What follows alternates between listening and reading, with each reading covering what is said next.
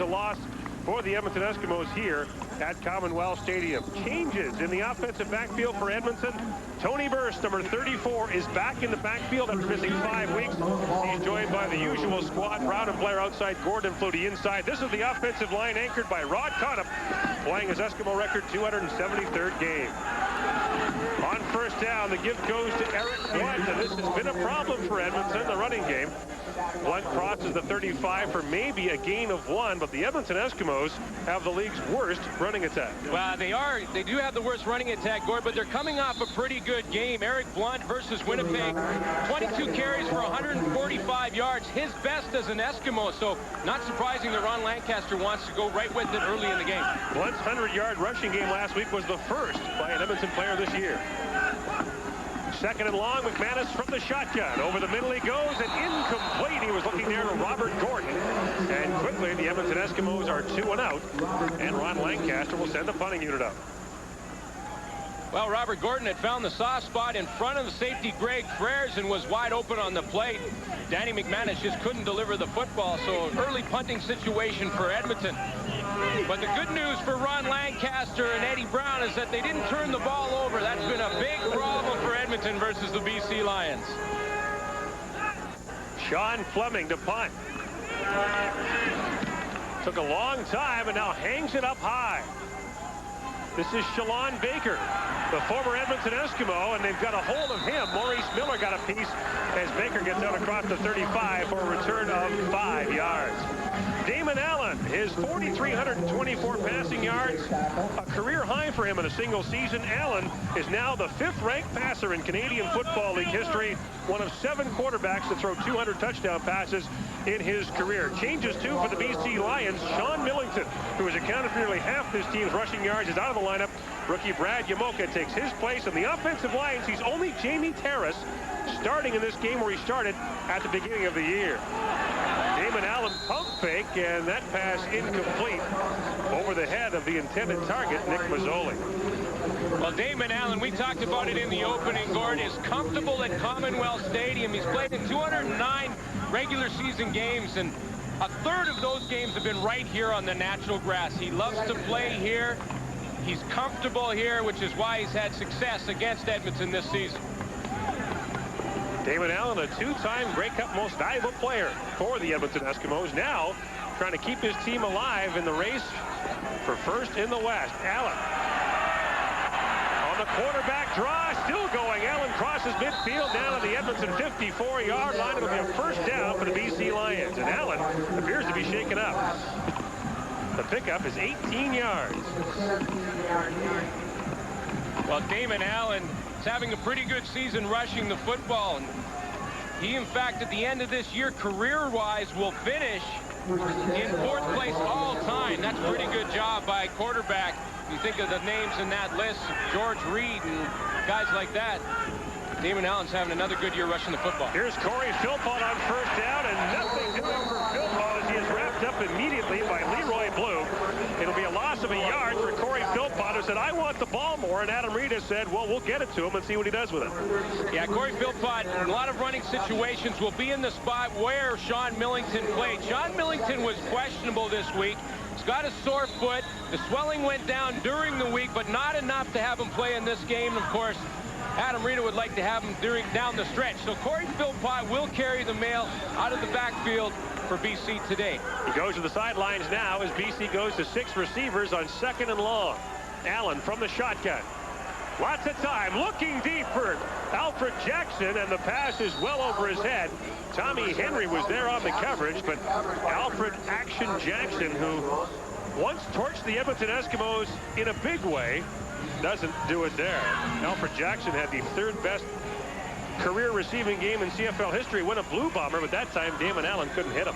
Well, and Alfred Jackson had inside position on Tommy Henry, a good matchup for the BC Lions. In the first game Jackson played against Edmonton, he had 100 yards, so Allen wants to get him the ball. Julio Caravana with a good punt sends Henry Williams back to the 2. Here comes the gizmo. And he does a good job to get across the 10 out to about the 13-yard line. Nick Richards once again down on the stop. No score between the Eskimos and Lions on the CFL Live on TSN. Danny McManus, a Grey Cup champion with the BC Lions, now trying to get the Edmonton Eskimos a free pass into the Western Final in 3 weeks' time. And, of course, 4 weeks from today, the Grey Cup game will be played in this stadium. There's an interesting stat I looked up on Danny McManus. Everyone talks about his interceptions and how that's been a problem through his career. And Danny McManus this year has 20 touchdowns and 17 interceptions, so the ratio is on the right side for him. Look at it's the first time as a starter that Danny McManus has more touchdowns than interceptions. Yeah, Danny McManus, 20 touchdowns, 17 interceptions. Be the first time in 5 years he finished in the positive in that ratio. And, of course, if not for the 5 interceptions in the one game against BC, he'd be in a lot better shape.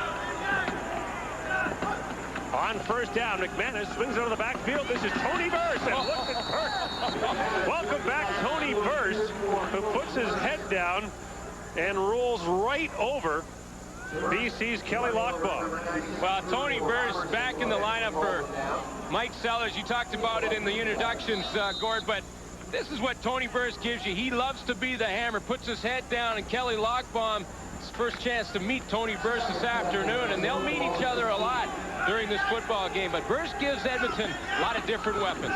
Burse out for 5 weeks.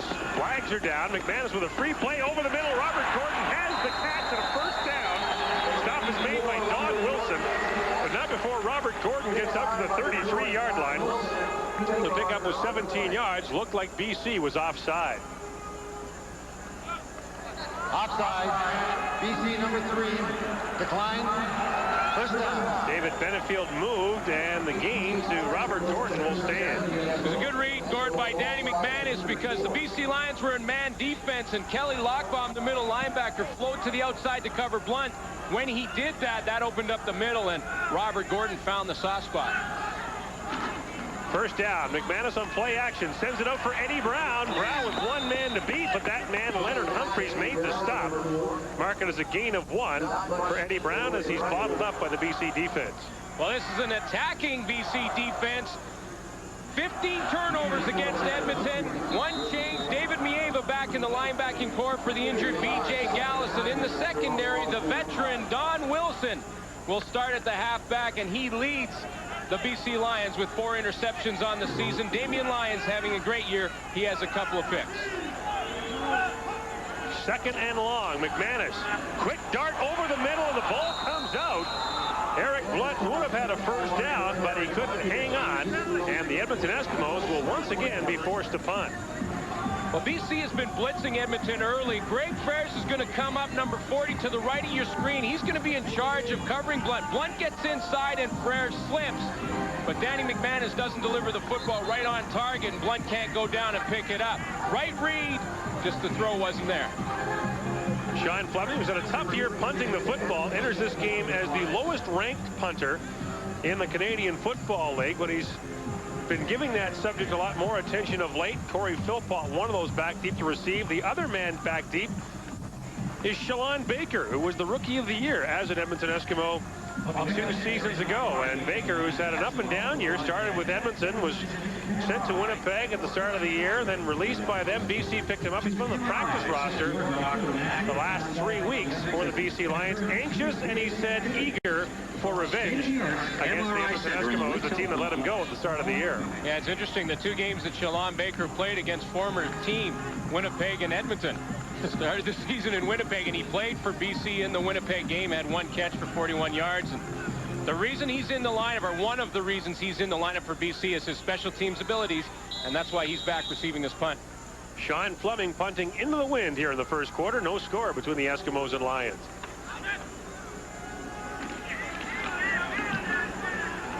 Fleming with a high wobbly kick taken by Baker down to the 40-yard line. He'll watch it bounce out of bounds.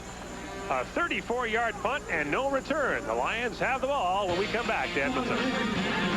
Back in Edmonton where the wind is whipping, or is it? For more, here's Ken Chilliback. Thanks, Gord. It is. I talked to Sean Fleming before the game, and that was the big concern he had because the wind swirls around in here. Could be an indication of that first kick of his. It's going to be a factor probably later in the game. He said apparently it's supposed to gust up to about 30 kilometers an hour. Gord, back to you.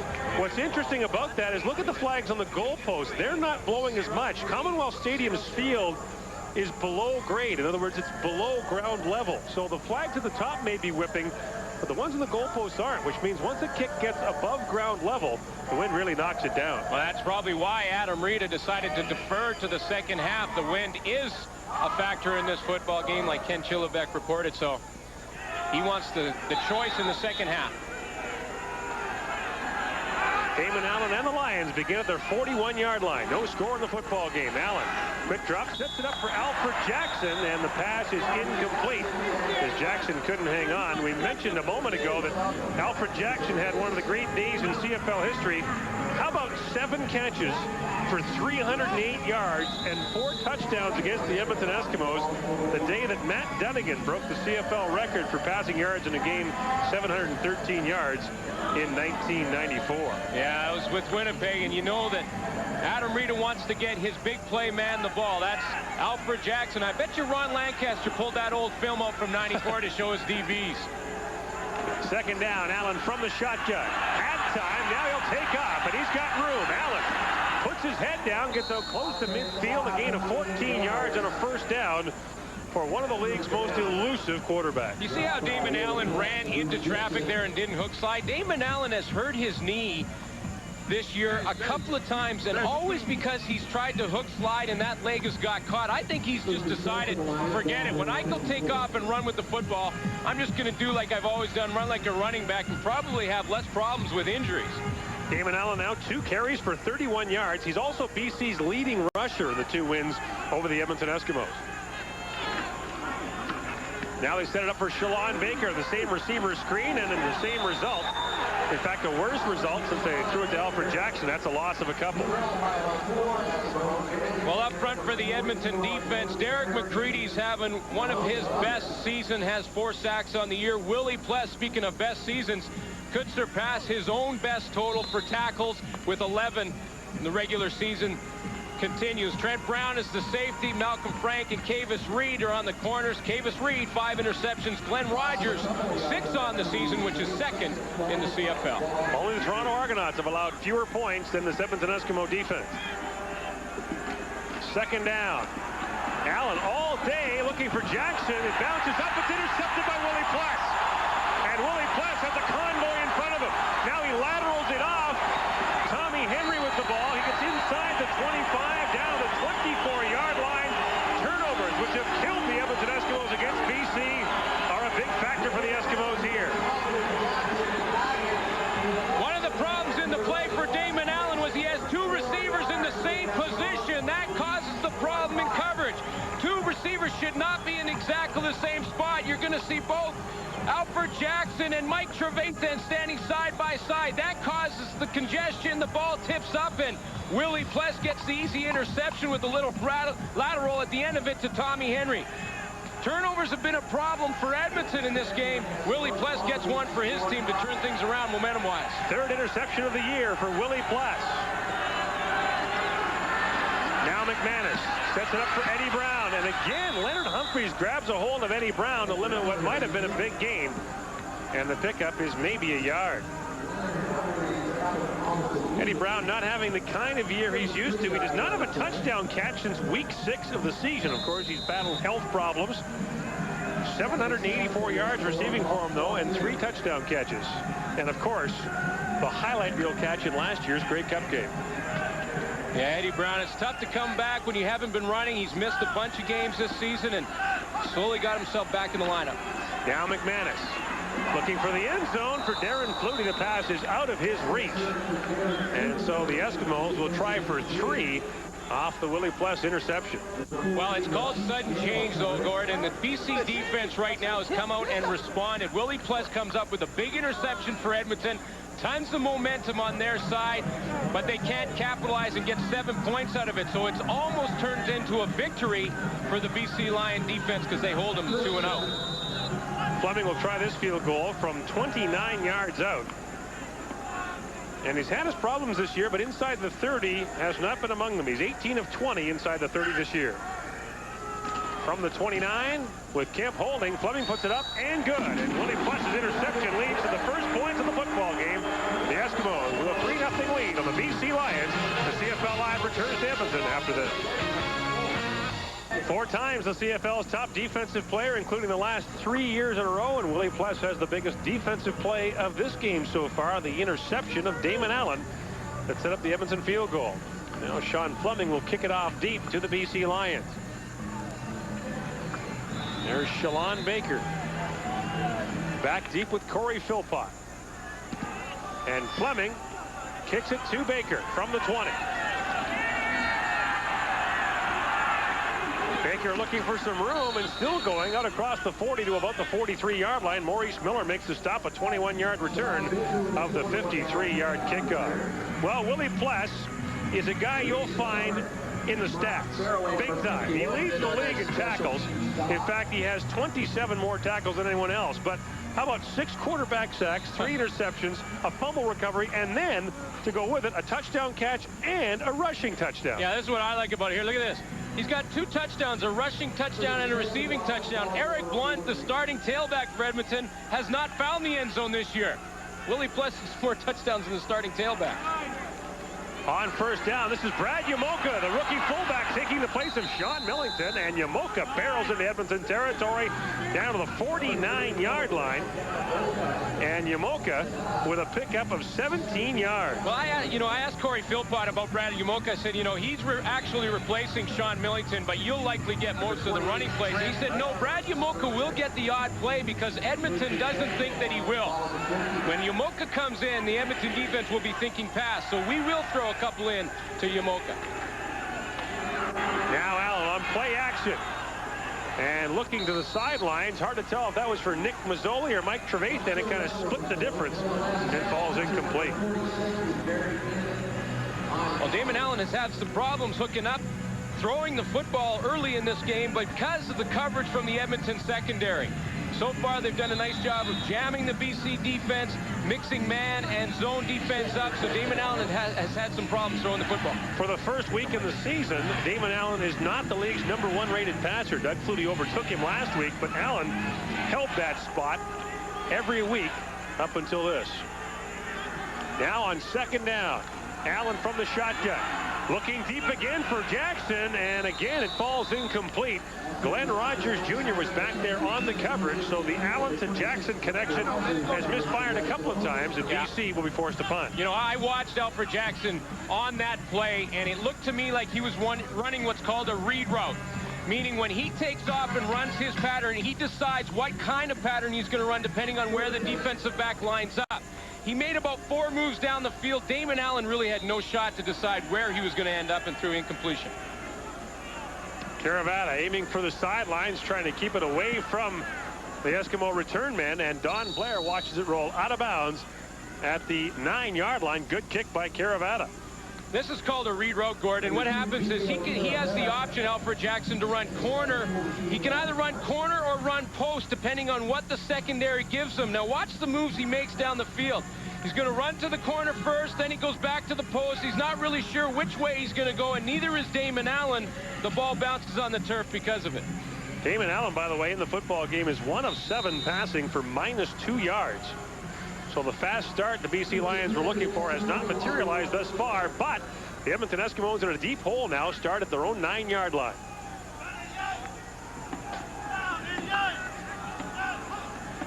First, the lone man in the backfield takes the carry from Danny McManus and gets not much. In fact, he might have lost a yard. A lot of people were wondering why Mike Sellers, who did a nice job replacing Tony Burst, was taken out of the lineup, but you got to have Tony Burst in the lineup. Here's a guy who not only is a hammer on running the football up the middle and can score touchdowns. He has 10 on the season, but he also covers kicks, is a good special teams player, and catches the ball well. He's missed 5 weeks and is still 4th in the league with 10 rushing touchdowns. Now McManus from the shotgun. Pump fake by McManus. Lots of time. He's got Eric Blunt. Blunt slips. And that may have cost him a first down. Blunt needed the 19-yard line, but fell at the 18. Well, Danny McManus's eyes must have got huge when he saw this matchup. Eric Blunt right here is going to come across the field. Look at the matchup that ends up on Eric Blunt. Joe Fleming A defensive lineman. Number 76, a defensive lineman who, as a changeup drops into coverage for the BC Lion defense, has to cover Blunt. Danny McManus must have thought, wow, I got to get him the ball when I see a lineman covering my tailback. Now decision time for Ron Lancaster. It's 3rd and less than a yard, and he'll send in the short yardage team. Oh, this is...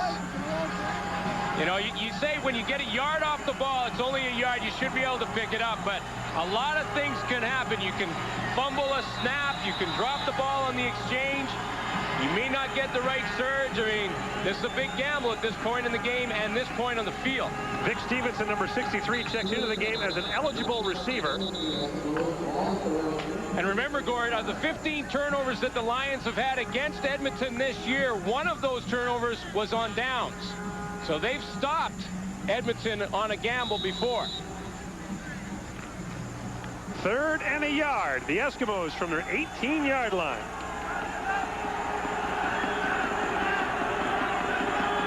McManus will take it straight ahead. And if you can find him under that pile, all the best.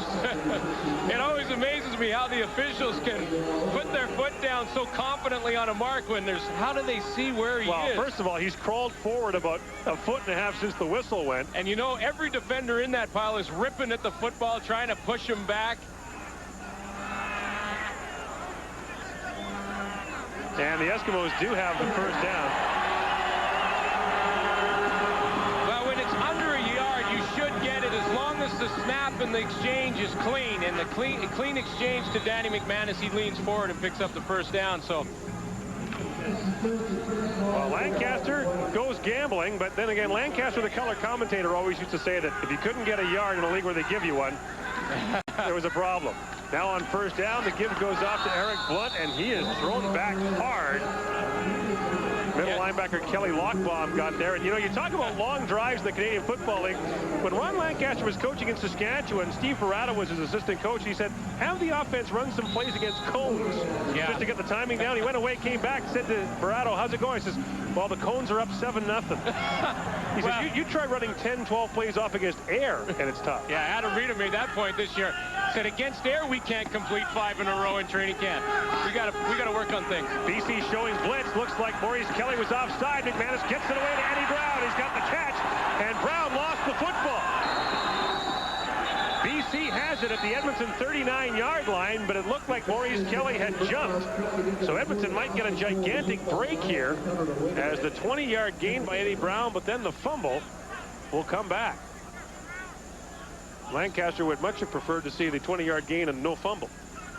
Well, at the start of the play, Danny McManus did such a great job of staggering his snap count. Procedure. Oh. Ooh. Edmonton number 20. Offside. BC number 11. Now, wait a minute. Repeat second down. Now, wait a minute. How does that happen? I don't understand that. How is a guy... How do you get a legal procedure and offside on the same play? Well, one guy has to be first. You got me. If it's a legal procedure... Don't look at me. If it's a legal procedure, you have drawn the defender offside. I'm wearing a striped tie, not a striped shirt. I can't help you there. I don't get that one. So it never happened.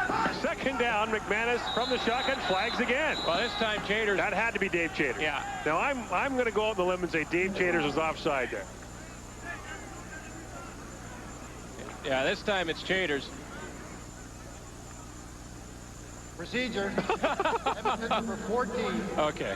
Still second down. So now they got McManus. Well, Danny McManus on both plays now has been really staggering. But hang on, the quarterback's in the shotgun. How can he draw anybody offside? Well, you can't deliberately, through your count, according to the rules, draw a guy offside. And if you make a motion with your arms or with your head, you can be deliberately drawing the deal. Well, that's what it says in the book. Good. But that's supposed to be when the quarterback's under center, you know. So that's the one you want to go with? No, well, okay. That's what it says in the book. 2nd and 15.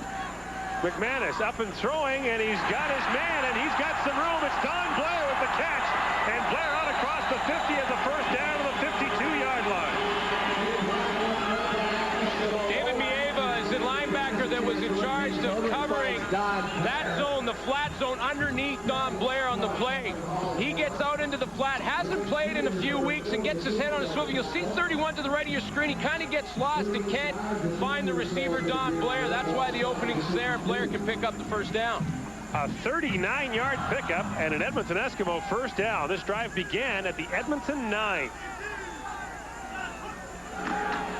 Play action on first down. McManus over the middle, and a flag comes down from the far side of the field. That's got to be pass interference on Rasheed Gale, but that flag came from about 50 yards away. Rasheed Gale read Danny McManus so quickly on the play and broke on the ball before the receiver did, and therefore got there too soon and actually made contact. It's a good call. BC number 14, first down. It'll be a first down for the Eskimos now, and they've crossed that invisible wall midfield for the first time. Rasheed Gale's on his break already. Robert Gordon hadn't even turned around when he was breaking to the football and got there just a split second too soon. Contact, then the ball. Good call. From now, the Lions' 47-yard line. The Eskimo drive continues. McManus from the shotgun. Here comes the rush. McManus gets it away. No, he doesn't catch it, though. Robert Gordon, they say, picked it up off the turf, and the official pounds the turf for emphasis as Robert Gordon goes to the end zone just in case. Well, he had the best view. He was standing right on the spot. He had the best view, but we have the replay, so let's go to so we have that. The slow view. Yeah. Yeah, so one hopper. You get the one hopper. Right now, McManus is really finding holes in this BC Lion defense, and if they're going to have success defensively on the BC Lions side of the football, they better start sending some more pressure. Should be the final play of the opening quarter. McManus slips, gets it away over the middle. Gordon has the catch and has a first down to the BC 35-yard line. Edmonton with a 9-play drive going, a pickup of 12 to Robert Gordon keeps it alive. The second quarter when we come back, but right now let's send you back to CFL Live at the quarter.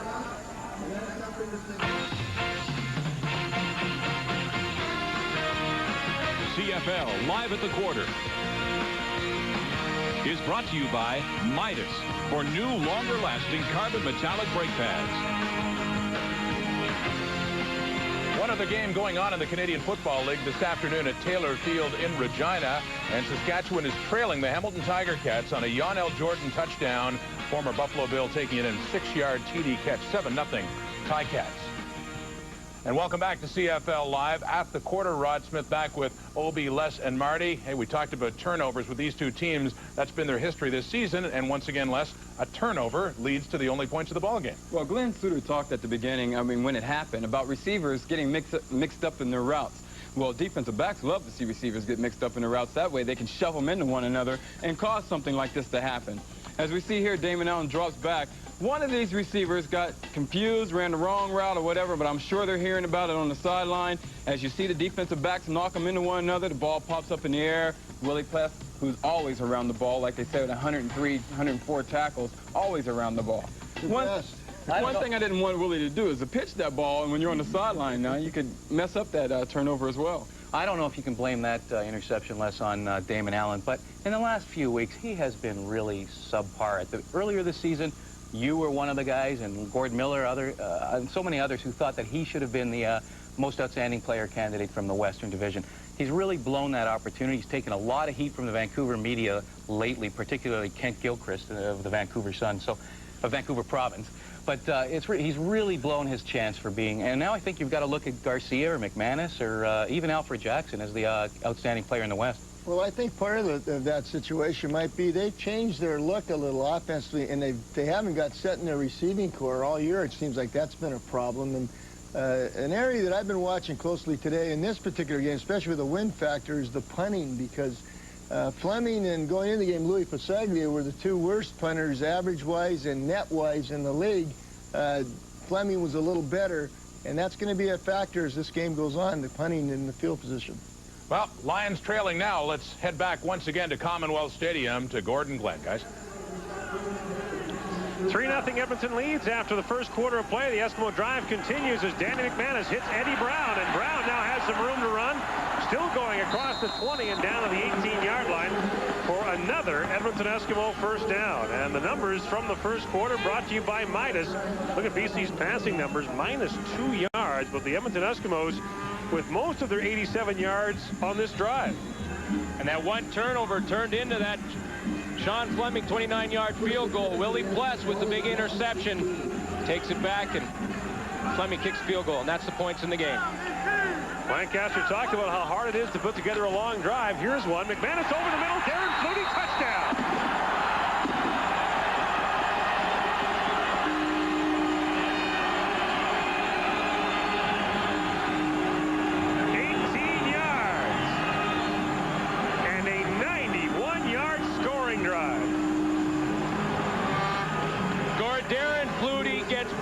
The games become more important. When you look at his stats over his career, when he gets into playoff games, the most important games of the season, Darren Flutie averages well over 100 yards per game. This is another one. This is for first place for the Edmonton Eskimos. You know that Darren Flutie will become a factor this afternoon. He already has with his first touchdown.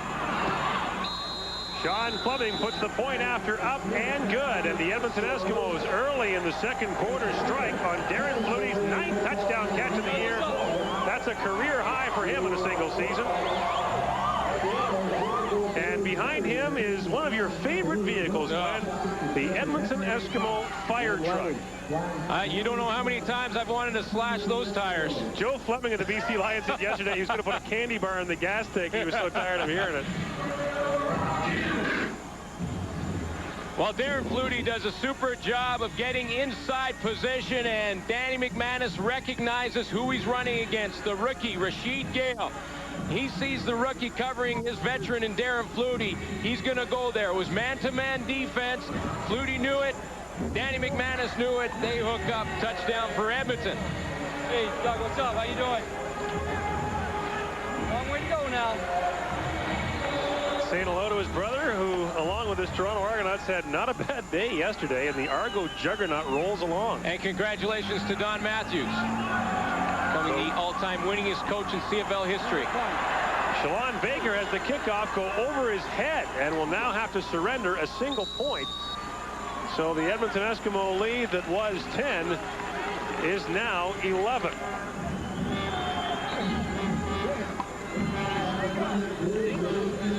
And in attendance here today, another great former Eskimo and a former premier of this province, Don Getty, who is honored here on the Edmonton Eskimo Wall of Fame as well. And that's the one thing you see in Edmonton and in other places like Calgary too, is how many former players came here and still live here. More than 200 former Edmonton Eskimos live in this community. Well, it's a tribute to the organization. They bring people in through their scouting programs.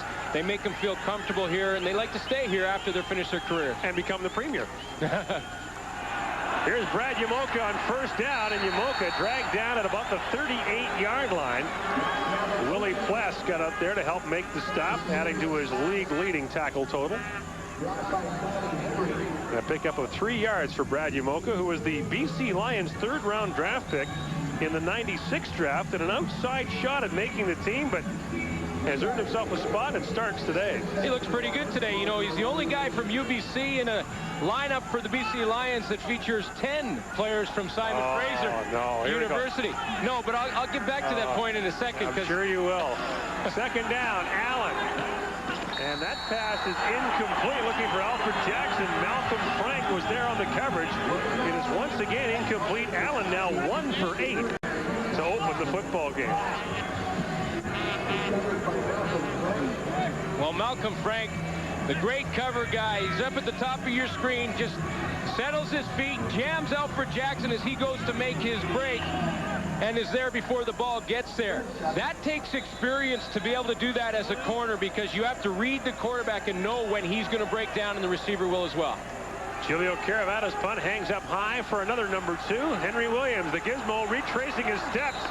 And he is stopped by Nick Richards back at about the 27-yard line, a 38-yard punt, and a loss of 6. The Edmonton Eskimos with an 11-point lead on BC on the CFL Live. You heard Darren Flutie say hello to his brother Doug earlier. Last year, they were both named to the CFL All-Star team. What if they went head-to-head in the Outstanding Player Award voting this year? What would Mrs. Flutie do then? You got to think Darren's got a shot at being the outstanding player in the Western Division.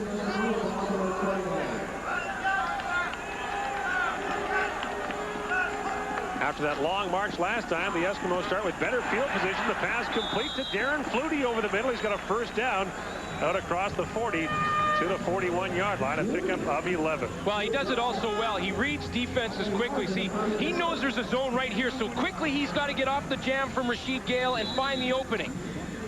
That's just a timing thing, and he knows he only has a split second to get into that opening to provide Danny McManus with the target. He gets there in time. McManus delivers the football.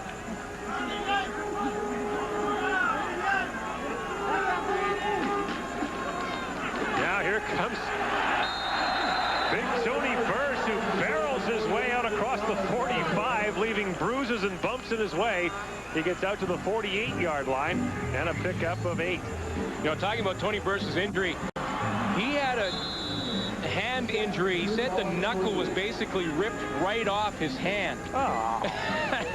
And he's surprised how quickly he's recovered, because he's really not even wearing protective equipment on it. Couldn't leave it a hand injury, could you? Here he comes again, out across the 50. The football comes loose, but they say Burse was down. And it should be an Edmonton first down. Don Wilson in to plead his case. Well, it was a quick whistle, but I think the whistle did blow just before the ball came out. And this has been somewhat of a... Ooh. Oh, I don't know. I don't know. Now, it looked like it came out before Burse hit the ground there, but I think the whistle blew just before Burse hit the ground. So if you're going on the whistle, it had already gone. But one problem for the Edmonton Eskimos this year has been short yardage offense, and that's one of the reasons that Tony Burse got the nod over Mike Sellers at fullback, is they feel he's a better short yardage runner. And Mike Sellers was not too pleased about the decision by Ron Lancaster this week to move him to the sidelines. Well, Mike Sellers is young and get a lot of playing time throughout his career. He's going to have a long one in the CFL. First down, McManus slips again, and the pass is incomplete to Robert Gordon. Well, Mike Sellers began the year for Edmonton as a defensive lineman. And then halfway through the year, when Burse was injured, he was moved to fullback. And this is a guy who was all-state in Washington in high school at fullback and at linebacker. And actually, Ron Lancaster thinks his natural position, if there was one in the CFL, would be tight end. Yeah, Mike Sellers, in the 5 games that he played, 38 carries, 131 yards. He averaged 3.4 yards a carry and made a nice one-handed catch during that time. So showed a lot of athletic ability when the time he was in. Now the pass over the middle is caught, and it should be another first down. Robert Gordon stopped at the 48-yard line of the BC Lions, and Don Wilson is shaken up after a gain of 12 by Robert Gordon. Well, sort of a Robert Gordon sandwich, and Don Wilson got the worst of it.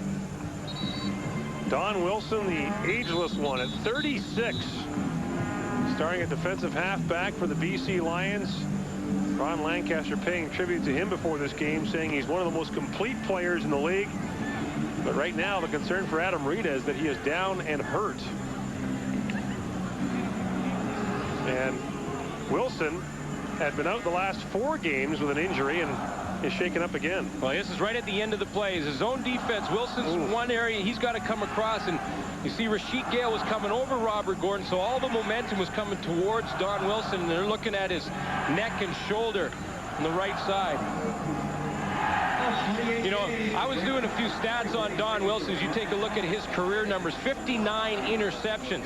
He's played 3 different positions in his CFL career. The tweener, or linebacker position. He's played halfback, and he's played free safety. As a tweener, he's got 24 interceptions. As a safety, 13. He played 2 years in Toronto at free safety, 90 and 91. And as a halfback, he's got 18 interceptions. So it doesn't matter where they play Don Wilson. He comes up with big plays for his team. As Wilson remains on the ground, we'll take a break and bring it back to Commonwealth Stadium on the CFL Live in just a moment. Well, there's good days, and then there's not so good days. Damon Allen having not such a good day. 1 for 8 passing, -2 yards, and an interception. He waits his turn on the sidelines as Danny McManus and the offense stay in for Edmonton. Frank Pimmiskern takes the place of the injured Don Wilson. McManus up and throwing for Eddie Brown through his hands and incomplete. It'll bring up second down, and McManus indicating to Brown maybe a little further back. Well, that was a gun, though. Yeah, it was a hard throw to Eddie Brown, but Eddie Brown is probably fortunate that he didn't catch it, because there was a wave of BC Lion tacklers coming to make the hit on Brown had he caught that one. Eddie Brown with few unexpressed thoughts and expressing a few more to the BC Lions. An Edmonton writer said this week that Eddie Brown is so instinctively negative, he should have been a sports writer. I love that comment. 2nd and 10. McManus. Lots of time. Over the middle, he's got Robert Gordon, and he dropped it. Robert Gordon was open in behind the BC defense, and he dropped it.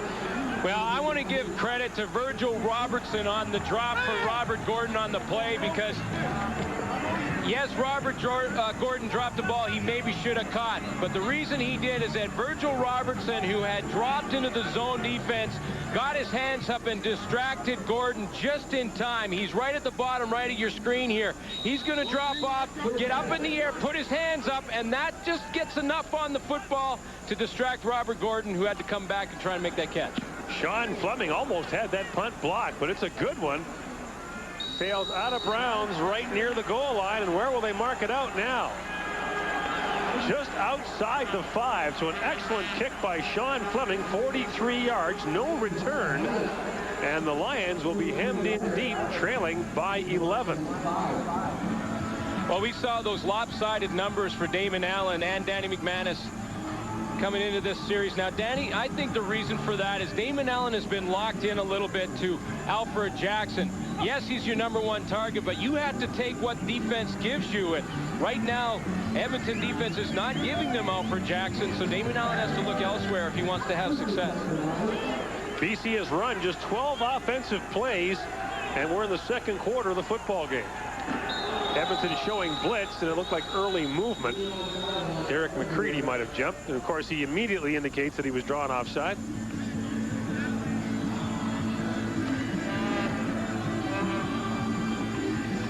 Procedure, BC number 9, still first down. I think Jake's cracking down on quarterbacks bobbing their head. Sure is. That's the 2nd time we've seen it, and we talked about the BC Lions and their struggles on offense. 3 punts and an interception, and the interception by Damon Allen just his 10th of the year. The only word to describe that, ugly. If you're a BC fan. If you're an Edmonton fan, it looks pretty nice. They seem pretty happy here at Commonwealth Stadium. Allen from the end zone. Lots of time. Can't find anyone. Now looks over the middle and falls incomplete. He was looking for Nick Mazzoli, but the pass was knocked out by Tommy Henry. Well, Damon Allen's going to go and congratulate his offensive line, and then he's going to say to his receivers, wait a minute, guys. You guys have got to get open. Full credit to the secondary for the Edmonton Eskimos. Damon Allen has all day to throw this football. He looks to the right, no one there. He pulls it down, looks back to the right, down the middle, finally all the way to the left. But Tommy Henry had tracked his receiver all the way across the field, and great coverage by Edmonton. 5 straight incompletions now for Damon Allen. 2nd down.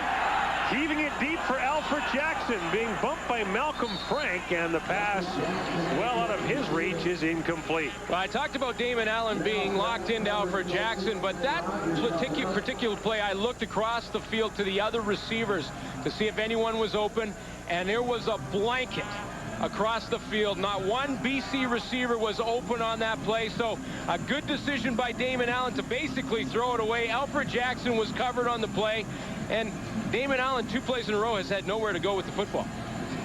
Now Julio Caravata will punt deep from his end zone. Don Blair and Henry Williams are back to receive, and Caravata's had a good day kicking the ball. Lou Pasaglia is in uniform but shaken up, and Caravata's going to give up 2. So Adam Rita decides not to give the Edmonton Eskimos a chance for more than that. He'll give up the deuce. And now with 8:09 to play in the first half, the Edmonton Eskimos with a 13-0 lead on the BC Lions. Still on the drawing board on the BC sidelines. Damon Allen and company talking it over with Adam Rita, trying to get this offense unstuck. He's got all the receivers in the huddle there, and I'm sure Adam Rita's instructions are, hey, get open. One of you, please. Get open. Give our quarterback a target. Here's Henry Williams taking the kickoff after BC surrenders the 2. He gets up to the 38-yard line. That's where the Eskimos will start with a 13-point lead. Let's go to the sidelines to Ken Chillibeck. Don Sprague is with me, Gord, from the Grey Cup Committee. Of course, November 16th, a big day. Don, how are the ticket sales going and everything else? Super. Everything's sold. We have sold 48,000 tickets out of a possible 52,000. And whether we take the tarps off on that, we won't decide till the November 1. But it'll be a sellout. And you're hoping that a day like today, too. Oh, yeah, this is nice weather. It'll be like this on November 16th, I'm sure. And all the other events are going well, the dinners and that, too. So, great shape. Be a great Grey Cup. Thank you very much, Don. Hopefully the Eskimos, for your sake, will be in it. I do, too. Okay, guys, back to you. Holy smokes. Little Edmonton boosting down there, eh? Tony Burst out across the 40 to about the 43-yard line, has a gain of 4 yards on the play. The last time the Grey Cup game was played here, of course, was 1984, won by Tom Clements and the Winnipeg Blue Bombers on a very unseasonably cold day here in Edmonton. I gave my best friend tickets to that game. They were in the last section, the last row of the upper deck. Possibly the worst seats in the history of football. And what's interesting, if the Edmonton Eskimos win this game this afternoon, they'll have 2 home games to win it. That's right. McManus swings it out now for Burst. Look out. Oh, man. What do you want? A little razzle-dazzle, a little hammer? Well, no, but this is the problem. If you're a defensive back coming up to cover or to try and tackle Tony Burst, here's your dilemma. You got to bow your neck thinking he's going to try and run over me, so I'm going to bow my neck, get my head down, and whoa! Where'd he go? Wow. He hurdles you because he's a great athlete, and that's the problem you have when you're trying to tackle. And Danny McManus certainly not locked in on any one target. That's the second catch for Burst, and he's moved the ball well and distributed the ball evenly. Now out of the backfield, this is Eric Blunt, and Blunt has a first down across the 50 and down to the BC 47-yard line. But this goes back to my point, Gordon, about Danny McManus distributing the football to everybody and taking what the BC defense gives them. When they mix it up and play zone, McManus will drop it off to Blair or Blunt or Burst out of the backfield like he did on the previous play. If they go to man, then he's looking for Flutie, Eddie Brown, and Robert Gordon in the matchup. On the other side of the coin, Damon Allen has been locking into a receiver. That's why McManus is having success, and Allen isn't so far. First down, McManus looking for Don Blair, and it is intercepted. No, it's not. Greg Frères thought he had it, and the call is that the ball hit the ground. Well, Greg Frères really needed that interception from a personal standpoint. He's coming off a tough game last week where he gave up a touchdown over his head to Dan Farthing in Saskatchewan, and it was a big one, and this one would have been a huge one for him personally to come up with, but that ball definitely rolls along the turf, and a good call by the officials. Brings up second down for Edmonton now from the 47-yard line. McManus from the shotgun. Has time, has Robert Gordon, and he has a first down to the 29-yard line. Maurice Kelly makes the stop. Real smart play by Danny McManus, Gord, because he saw Greg Frères leave the middle of the field and play sort of a switch zone defense. And what I mean by that is Greg Frères is going to come back and take a short zone on the field. Not normally he plays deep. This time he's going to take the short zone. McManus recognizes, you see 40 to the left there. He slipped and fell. That was the zone he was supposed to cover. Robert Gordon recognized and picked up the first down. Gain was 18. Now McManus looking deep for Darren Flutie, and Flutie almost had his second touchdown of the game, but Don Wilson back into the game, corrals him down at the 11, but it's another Edmonton Eskimo first down. And McManus making it look easy. That's a gain of 17 yards. And that was the man matchup that he goes to the other guy, Darren Flutie, who, of course, in man-to-man defense knows how to run patterns. The Edmonton Eskimos with a 13-0 lead. A win today clinches first place and home field advantage in the Western Final. Now McManus gives it off to Burst. Tony Burst and Joe Fleming do a little rodeo, and Burst across the 10 for a gain of a couple. Well, Joe Fleming is really having a great season for the BC Lions. Defense has 8 sacks on the year. And one of the things that I find interesting about Fleming is he was a 4th-round draft pick to the St. Louis Blues. Yeah. Hockey team, great hockey player. You know that Fleming played high school hockey with Keith Tkachuk. Yes, he did. And I asked him, why didn't you pursue your hockey career? And Fleming says, well, I spent too much time in the penalty box. I'll tell you what, at 6'3", 240, if he could skate, Ty Domi'd have to score goals. McManus to the end zone, and Darren Flutie brought down by Don Wilson. And it's incomplete. It'll bring up 3rd down, and Ron Lancaster sends the field goal unit on the field. Virgil Robertson got some pressure on Danny McManus. He had to get rid of it a little early, a little before he wanted to, and see it's coming right there as he gets hit just as he throws the football. But the reason that Darren Flutie didn't complain on the play for an interference call is because he slipped, fell down, and when he did, Don Wilson slipped on top of him. So no interference, and Fleming will have to kick the field goal. Sean Fleming with a try from just outside the 15-yard line. He's 1 for 1 today. Jimmy Kemp is the holder. Fleming puts it through, and the Edmonton Eskimos have improved their lead to 16-0. They've got a 1, a 2, a 3, and a 6. Hey, you can't beat that. Well, home field advantage here at Commonwealth can sometimes work against you, and that time Darren Flutie, who had the matchup, he's right here on the inside, trying to work to the inside on Don Wilson. This is why he doesn't complain. He goes to break to the inside, slips and falls there. The left foot slipped down. Don Wilson slips on top of them. Good no call on the play, and the ball bounced on the turf. Gotta go to those Leif Pettersson Memorial 1-inch cleats. The old tarp nails that he used to wear. Well, you heard Darren Flutie say, stupid. He's saying to himself, you know, I know better. I know to chop my feet a little more and use this field to my advantage. Lions here trying to get something going. They set up the receiver screen for Shalon Baker, who runs right into Willie Pless. And he's brought down at about the 39-yard line for a gain of 4. Well, for the BC Lions, it's just been a brick wall they've been playing against. And look at the time of possession so far in the game. 18.5 minutes for Edmonton, just 8.5 for the BC Lions. And Damon Alling having a miserable day throwing the football.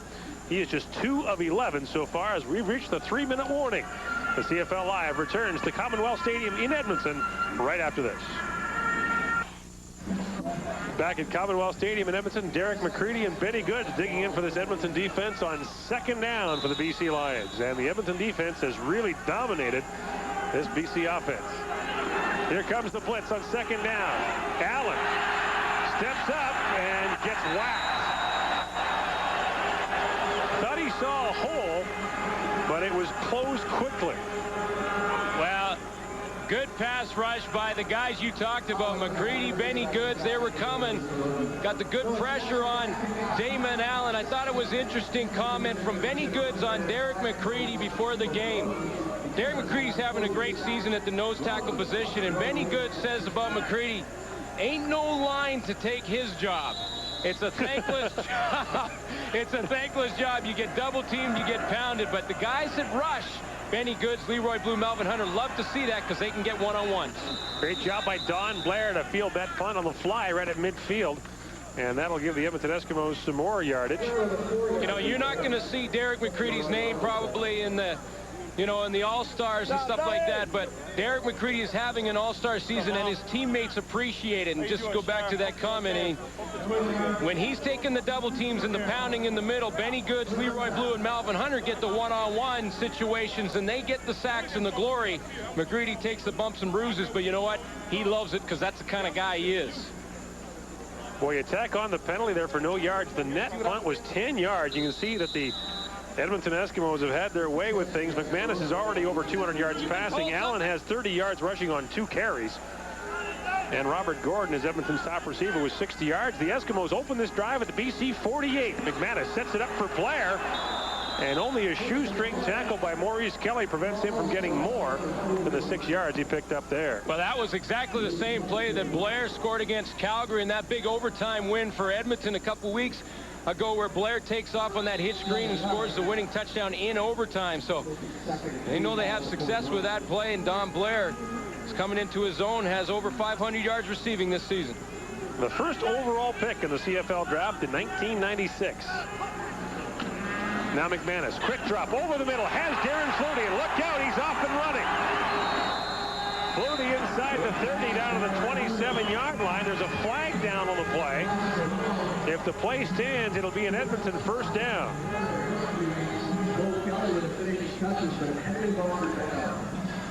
Coming back. Procedure. Edmonton, no end. Repeat second down. A 13-yard gain is wiped out as Edmonton had only 6 men on the line of scrimmage, and you can't do that. Nope. Ron Lancaster's team, the least penalized in the Canadian Football League this year, and his least favorite kind of penalty is that kind. Well, you know, but they're the least penalized team because they're well coached, and Ron Lancaster takes care of the little things with the Edmonton Eskimos, and when you have a real well-coached football team, they don't get a lot of penalties. McManus on second down.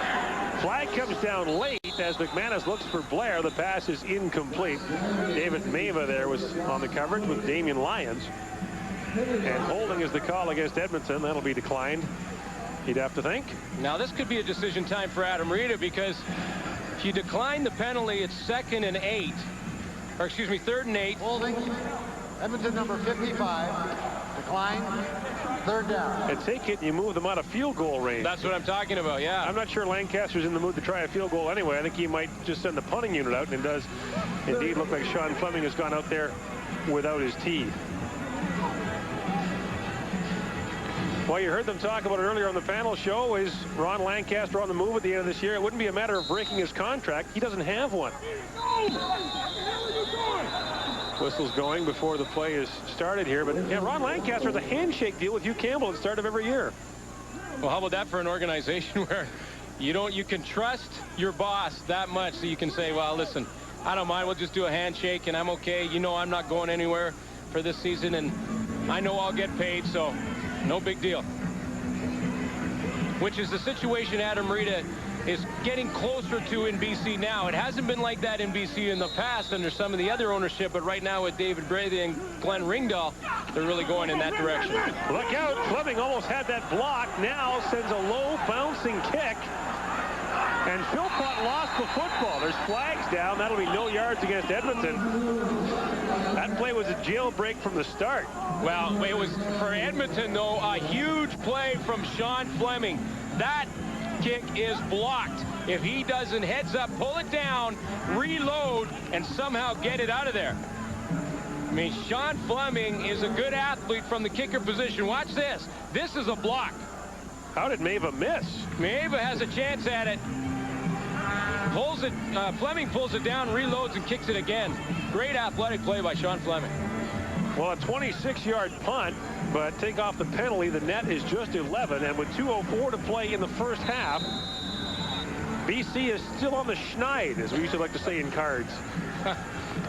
What does that mean? I've always wondered. I've heard that. What does that mean? It means if you're playing gin, it means you have no points. Okay. It means Leaf is taking you for all you're worth, and you've got 3 hours left on the flight.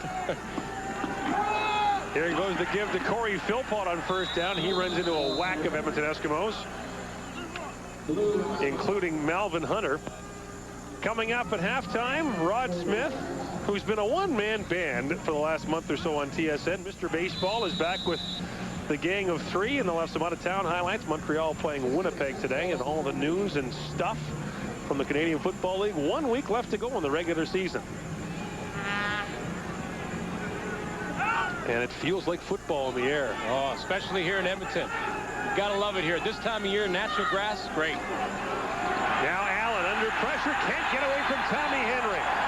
Tommy Henry just stuck with him. Allen threw every move he had at him, and Henry wouldn't bite. Well, this kind of move in a one-on-one situation for Damon Allen usually works against defensive linemen, but Tommy Henry, who's a linebacker, converted from a DB. He's right at the top of your line, going to come from the top of your screen on the delay blitz. Here he comes. Now, this is a one-on-one that Damon Allen usually wins against linemen, but this is a DB. It's a little different. They're pretty good at tackling in the open field. Tommy Henry brings him down. Ron Lancaster quickly called timeout there after the loss of 11, so the clock stops with 1:35 to go. And now Julio Caravata to punt. And we have not seen Lupa Saglia yet today. He'll only be kicking field goals and point afters today for the Lions. Caravata hangs up a pretty good one. Gizmo from the 43-yard line. And great downfield coverage by a guy who's having a pretty good day doing it. Nick Ferguson down to make the stop. And so with 1:26 to go, Edmonton has the ball. Now, tell your Simon Fraser story as you look at SFU graduate Louis Pasaglia.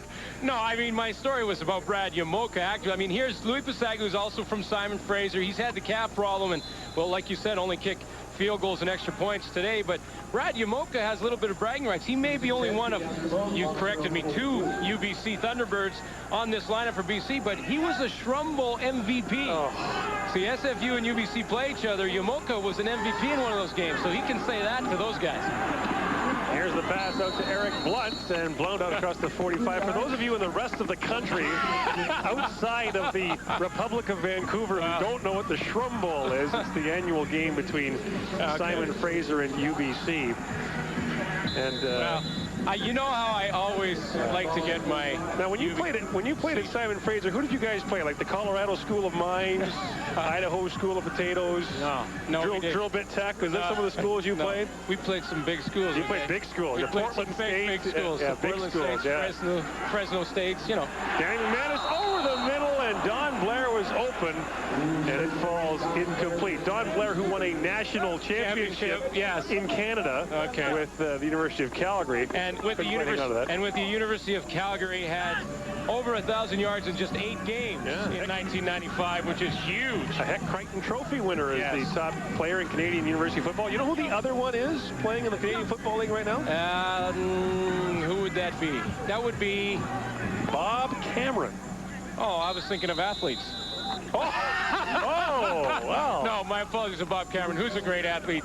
For a kicker. For a kicker. I'm not helping you. You're on your own now. All I know is the guy works with a hammer and nails during the daytime. You may be in trouble. Sean Fleming to punt. End over end kick to Shalon Baker at the 20. And Baker brought down by Tony Burst with a good play on special teams. Gets down to about the 27-yard line. Well, we've got a couple more games for you on TSN before the end of the regular season. Friday night has Saskatchewan taking on Winnipeg in a game that could have definite playoff ramifications depending on what happens today, as the Saskatchewan Roughriders can still finish second. Yeah, I mean, if the BC Lions lose this game but beat Calgary the last game of the season, but Saskatchewan wins both theirs, Saskatchewan is in second place. Right. When's the last? Saskatchewan hasn't played a home playoff game since what, 1988? 1988, yes. How'd you do? Good. We lost. We lost to the BC Lions. Got pounded, as a matter of fact. Here's Corey Philpott, and Philpott out across the 32 of May, the 32-yard line. Corey Philpott missed 4 games with injuries, and then in 5 games since then had just 8 carries, and he can be forgiven for thinking he's kind of a forgotten man. Well, you know, I found it interesting, though. During the week in Vancouver, the media was talking about Corey Philpott replacing Sean Millington as a bit of a liability. And I sort of shake my head. I mean, here's a guy coming off 3 consecutive 1,000-yard rushing seasons, and he's a bit of a liability. What's this stuff the media saying? You're the media now. Well, okay. You are the media. Okay, the other media. The other media. No question Sean Millington's having his best season in the Canadian Football League, but Philpott is no liability. Second down for the Lions. Allen wants to take off and will. Gets a block, and Allen out across the 40 to about the 46-yard line. Corey Philpott sprung him. There's 17 seconds to go here in the first half. Well, Philpott comes up with a big block, and he's trying to prove that he can do that as well. But I think for Damon Allen and Corey Philpott, there's his numbers over the year. I mean, that's a liability. Yikes. He can get it done running the football. But I think for this offense right now, with just time running out in the half, they wanted to get something positive to take in at halftime so they can say, hey, we've got a little success. Let's build on it. Allen from the shotgun as time winds down. Unloads. He's got Mike Trevathan, and Trevathan steps out of bounds at the 35-yard line, but not before time expires. Zeros on the clock and zeros on the scoreboard for the BC Lions as the Edmonton Eskimos take a 16-0 lead into the locker room at halftime. The second half is still to come, but stand by now for CFL Live at the Half with Rod Smith. All right, thank you very much, Gord Miller. Yes, some things just don't change, at least at this stage of the season. While BC's offense continues to struggle, hey, check out the Eskimos. Defensively, now a game and a half, and they have allowed a grand total of 2 points. They are hot at the proper time of year when it's getting cold outside, Les. And you talked about that Eskimo defense before, and the blanket, their secondary, is really throwing on the BC receivers. Well, we sat there and watched Damon Allen have about 7 seconds back there in the end zone trying to find somebody to throw the ball to. But like you said, the blankets are on every last receiver out there. And Malcolm Frank, who is playing against Alfred Jackson, who's having one heck of a year, knows who he's playing against, and he's got to come up big. And most people say, look at him squat. Well, he knows it's second down. They got to pick up the first down. He squats, jams him, and then he comes out and knocks the ball down. That's not giving up on the play. But that's not the only one. We could have picked many highlights of defensive plays by Edmonton. That might have been a matchup with the best corner and the best wide receiver in the CFL, wouldn't you think? Well, it's close to it, yeah. Heck yeah. Malcolm Frank, I think, is the best one-on-one guy in the league. Hey, Coach, we talked a lot during the year about Sean Fleming. I mean, he's always been a kicker and a good one, but it's been a tough year adjusting to punting as well. But that was just a brilliant play on his part. Well, I think that Sean's making progress. Early in the year, as a punter, you know, it was an adjustment for him doing both because he'd never done it before. And earlier in the year, we did see him get a rush on, and he actually dropped the ball instead of, you know, trying to do something with it. But in this play, I think he learned from that particular game. I think it was against Toronto. Yeah. He holds on to the ball, shows some athletic ability here. And, look at the vision. Man, to get this punt away, you know, he's still struggling. He still is last in the league with his punting, but his net punting's still pretty good. He gets high punts, and he's getting better, and when the cold weather gets here, that'll be a big factor. I just want to say something about another Sean, and that's Sean Millington. I really think the Lions are missing him today, not only for his running ability, but also because he's such a good blocker. Exactly. He's got the ankle injury today. He can't go, and I mean, they were doing poorly enough with him in the lineup. Without him, they're suffering badly today. Yep, 4 losses in their last 5, 5 losses in their last 7. Things not going good for the BC Lions. They could fall below 500 with a loss today, and right now they are losing. It is 16-0 Edmonton at the half. When we come back, we'll have a look at the highlights from Montreal, the Bombers and the Alouettes. CFL Live returns after this. 4:30 p.m. Pacific time. The Blue Bombers played their last road game of the season, the Montreal Alouettes. They faced Olympic Stadium today. The Bombers, of course, with no shot at a playoff spot. The Alouettes stuck in second place. No chance of catching the Argos now for first in the CFL East. But Winnipeg lost a lot of close games this year to Montreal. They're playing for pride, Jeff Reinbold and company, and this will hurt you right away here. It's 7-0 Owls when Chris Wright fields it and takes it straight. And a touchdown for Montreal. 62 yards later, 14-0 Owls. The Bombers hang tough. Chris Vargas hitting Milt Stegall behind the coverage.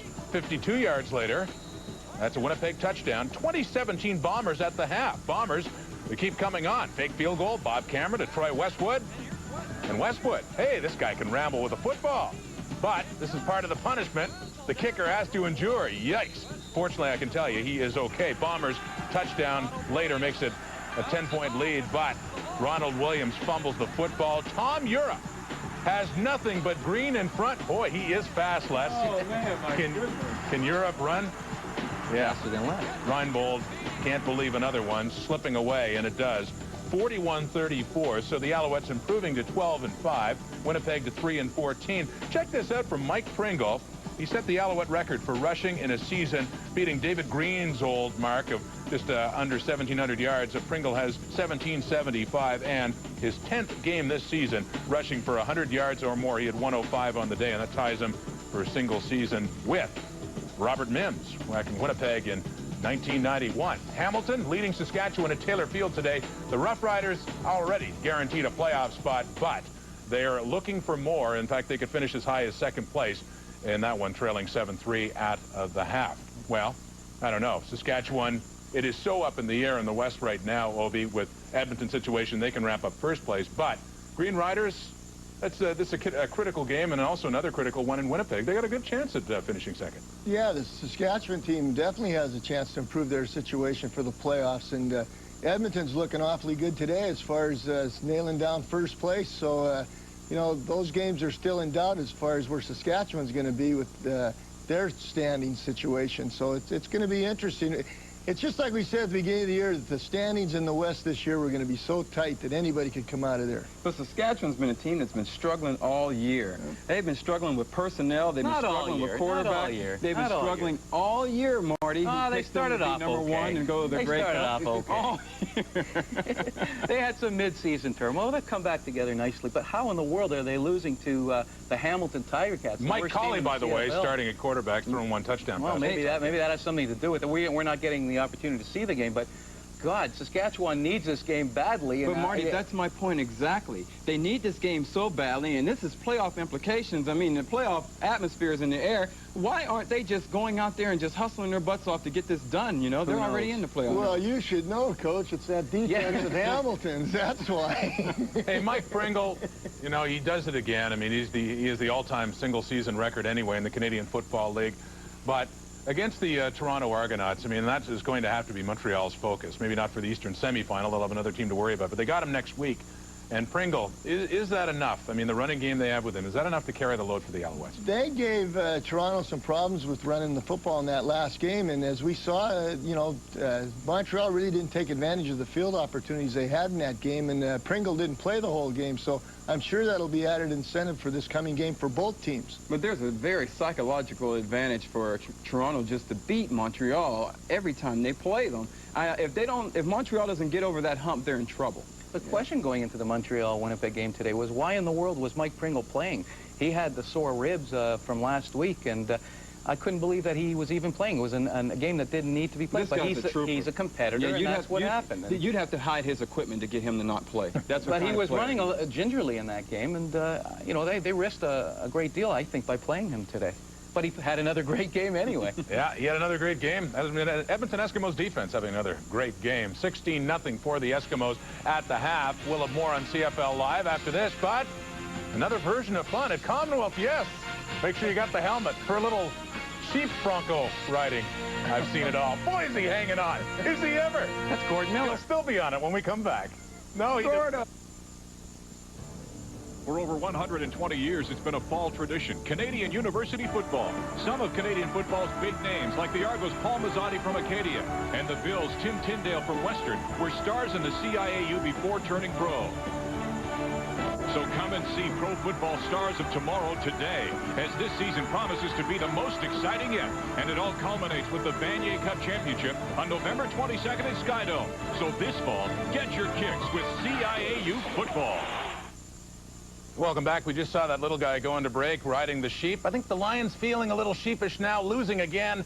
16-0. Let's head back to Commonwealth. Gord Miller and Glenn Suter. Hi, guys. Yeah, maybe Edmonton pulled the wool over their eyes in the first half. I don't know. That's all the sheep puns you'll get on this show. Let's look at the first half numbers. Brought to you by Dodge Trucks. And I'll tell you what, it's been a one-way trip in this football game so far. 238 net yards for the Edmonton Eskimos, 89 for the BC Lions, and a tough start for Damon Allen. Just 3 for 12 passing so far in this football game with an interception. The only touchdown scored by Darren Flutie, Glenn. Yeah, Danny McMahon is doing a nice job of distributing the football and looking to the guys in certain coverages. And when it comes to man coverage and down in the red zone or scoring zone, Danny McMahon is going to look for Darren Flutie, and he finds him on this touchdown. He gets inside Rashid Gale. You know, when you look at the stats, right now Damon Allen's really struggling throwing the ball and rushing the football. They have 70 yards rushing, the BC Lions. 42 of them are from Damon Allen. They need to get Corey Philpott involved to come back in this game. Who is Damon Allen's key receiver? Well, somebody's got to step up because he hasn't been able to find him yet. The second half is still to come. Each guy's won the Grey Cup with the other team. Damon Allen won 2 with Edmonton. Danny McManus won it with the BC Lions in 1994.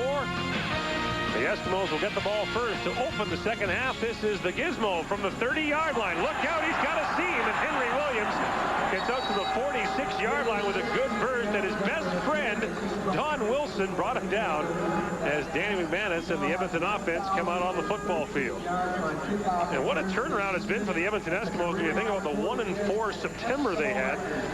When you look at the kind of numbers they're putting up in October, and in this football game, Danny Mack and his guys are getting hot at the right time. Doesn't he always, Danny McManus? The games become more important. He plays better. From the 46-yard line, this is Eric Blunt. Blunt spun around, still going, gets out to the 50. Good job to pick up 4 there. He was finished off by Virgil Robertson. Eric Blunt's a guy that the Eskimos need to find at this time of the year. You've got to think that Edmonton will want to rush the ball more as the weather gets worse. Edmonton averaging 3.9 yards per carry coming into this game. The only team in the league under 4 yards per carry. Yeah, but Eric Blunt will tell you he needs to get the ball more. Only 2 times in the last 2 years has he got the ball more than 20 times. Early movement, Virgil Robertson jumped, and we'll see if the zero tolerance campaign against head bobbing continues here in the second half. Well, they're 1-1 right now. Procedure. Edmonton number 14. Oh, I tell you what, Jake's getting tough on that. Oh, he will not allow any more head bobbing. That's 2-1 Danny McManus on Damon Allen for the head bobs. And Ron Lancaster, who cannot believe that was somehow outlawed. And you know what? His question is, wait a minute, you don't call it all year. This is week 17. We've got 3 now in the same game. Brings up 2nd and 11. McManus has a man. Robert Gordon takes a pop, still going. He's got a first down and then some. Robert Gordon still going inside the 30, forced out of bounds at the 26-yard line. Gordon broke the initial tackle, picks up the first down and a gain of 39 yards. Wow, courageous catch by Robert Gordon to start things off. He knows he's going to get hit. He turns around, takes the blow, keeps his feet, good, strong leg movement, keeps those knees going, and then uses his speed down the sideline. Robert Gordon's going to keep, if he keeps this up for 2 more games, he's going to get his 1,000 yards on the season. He's got 99 on the day. First down from the 27. McManus, lots of time, looking for Gordon. Oh, what a catch! A great throw by Danny McManus and a great catch by Robert Gordon gets Edmonton down to the 5 as McManus threads the needle. Well, Robert Gordon wasn't used a lot when Danny McManus played the BC Lions before. He only has 3 catches in the first 2 games, so obviously he wants to get him involved in this one. Watch the catch in traffic. And what a throw by McManus to put that right on the spot. Rasheed Gale and Leonard Humphreys both breaking on the football, but Danny McManus threads the needle. They mark the ball down at the 6, 1st and goal from there. This is Blunt.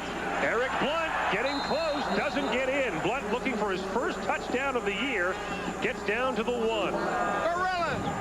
Gorillas. Okay. That would be the big team. Well, some guys call them elephants. I think I'd like to be called an elephant as opposed to a gorilla. I guess any big mammal. But Willie Pless is one of them. He's going to come in. He's one of the big guys. Eric Blunt has to come out, so he won't get that first touchdown, at least not here. 2nd and goal from the 1. Tony Burst, touchdown. There's a flag down.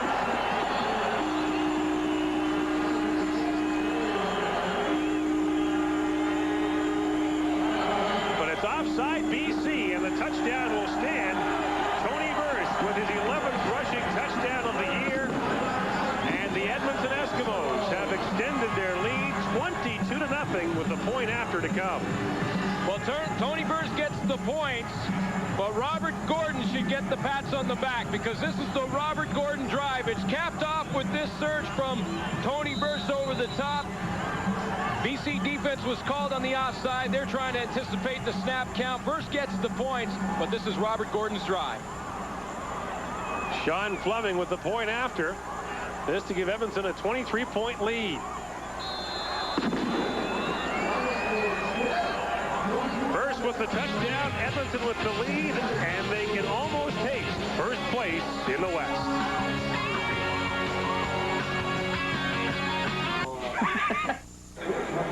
Well, congratulations to Robert Gordon. Over 1,000 yards receiving now for the third time in his career, and 2 key catches on that touchdown march for the Edmonton Eskimos. And Robert Gordon's only 44 yards away from a personal best. His best was last year, 1,049 yards in Ottawa. Sean Fleming hoofs it deep.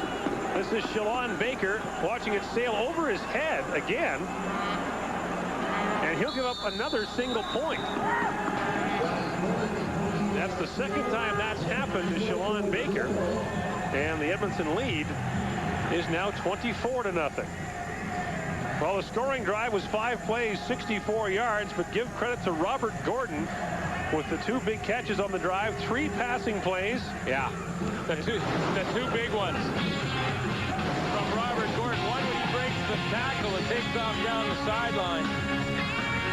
And then the other pinpoint throw from Danny McManus, and takes a lot of concentration from a receiver to come up with that catch with hands flailing in front of the football. And Rasheed Gale put his hands up front, and Robert Gordon concentrated on the football and brought it in.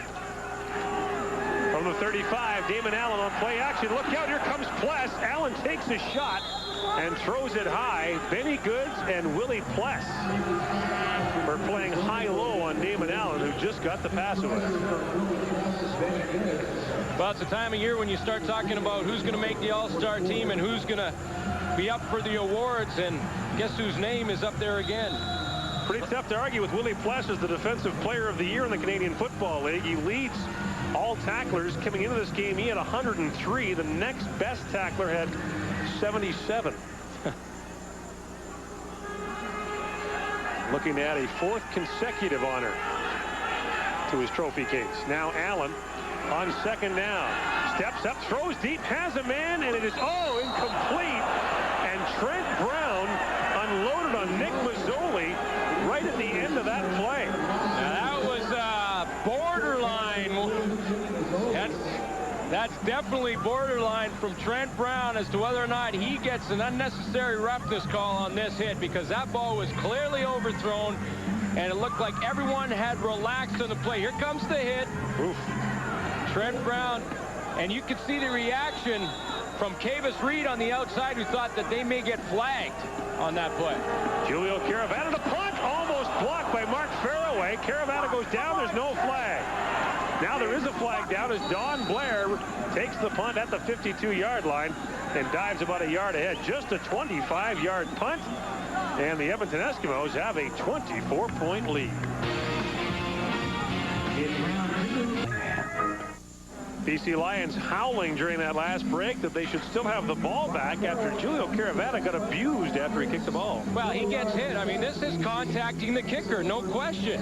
Fairway did not touch the football, contacts Julio Caravana, and the officials don't call it. And the BC Lions must feel like they're snake bit. I mean, this is a team that's the second most penalized team in the league, and we're called last week on illegal use of electronic equipment. So Adam Rita must be wondering, man, these officials don't like us. And after a no-yards penalty, Edmonton starts at the 45. And look out, going deep for Don Blair, just out of his reach. Illegal use of electronic equipment. Yeah, that's what. Well, how many yards is that? Well, it was a 10-yard penalty. It gave Saskatchewan a first down. What had happened was Saskatchewan has the fanometer on their clock in the dome. BC does, yeah. Excuse me, BC. And when that fanometer comes on, it can't come on when the opposing team breaks the huddle. And it did once, and Adam Rita and his team got called for it. Gave Saskatchewan a first down, and he was a little upset about it. So what do you do, find the scoreboard operator? Sure, he had a word with him. Second now, McManus from the shotgun, setting up the screen for Tony Purse, and he can't hang on. Well, you know, both those plays now back-to-back are not Danny McManus' fault. That throw to Don Blair down the sideline was a perfect throw. Blair seemed to hesitate when he turned the corner on the wheel route, didn't come up with the catch, and that time I think Tony Purse just got a little nonchalant, a little lackadaisical when he turned around to catch that football and tried to put the one hand out there and doesn't come down with it. I think you're getting lackadaisical when you say lackadaisical. That's football. See, that's the way we say it in the locker room. Oh, okay. That's football terminology. Okay. You're going to start talking now like you used to talk in the locker room? We're in trouble. Shalon Baker watches that punt go out of bounds at the 6-yard line. Another good kick by Fleming. A 39-yard punt and no return. He's having a good day punting the football. Coming up tonight, Game 2 of the 1997 World Series, Cleveland against Florida. The age-old rivalry is renewed. Isn't baseball over yet? Well, it's a great day. No, this is good. 7-2 Florida last night in front of 68,000 fans at the stadium formerly known as Joe Robbie Stadium. I'm not sure if the artist formerly known as Prince will sing the anthem tonight or not, but we'll check. Now the Lions in a deep hole, first down at their own 6. 9:50 to play in the third quarter. They don't yet have a point. Allen, quick drop, has Corey Philpott. And Philpott has not much as Tommy Henry was watching him all the way. Philpott gets maybe 1. Well, Philpott catches one out of the backfield. This BC offense is really struggling this afternoon. I think Adam Rita took a little bit of a gamble this afternoon when he put Shalon Baker on the roster. Larry Thompson, the wide receiver, is back at home. Shalon Baker was put on for special teams. Larry Thompson against the Edmonton Eskimos had 5 catches for 38 yards and a touchdown in the first game, 4 for 39 and a touchdown in the second. Bit of a gamble to put him out at wide receiver and leave Larry Thompson at home. Second down, Allen under pressure. Ran into his own man, and that pretty much did him in. Derek McCready finishes him off at the 9-yard line, but Damon Allen was done in by one of his own.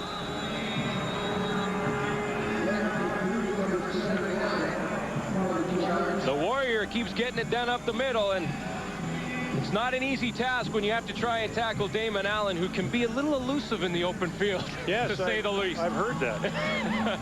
He gets going, but you got to keep up the middle of that nose tackle position. You got to keep the pressure and keep that inside position and let the other guys from the outside put their moves on and try and get the sacks. You got to be there in case the quarterback takes off, and Derek McCready comes up with a big play. Caravana's going to give up 2 again.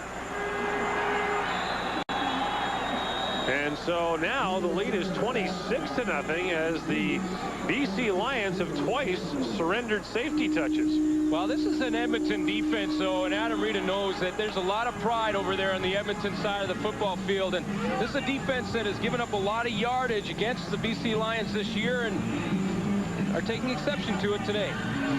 Well, the Eskimos trying to answer back for the 27-1 loss they suffered at the stadium at BC Place about a month ago as Ron Lancaster and the real brains of the Edmonton organization, equipment manager Dwayne Mandrusiak, talked things over.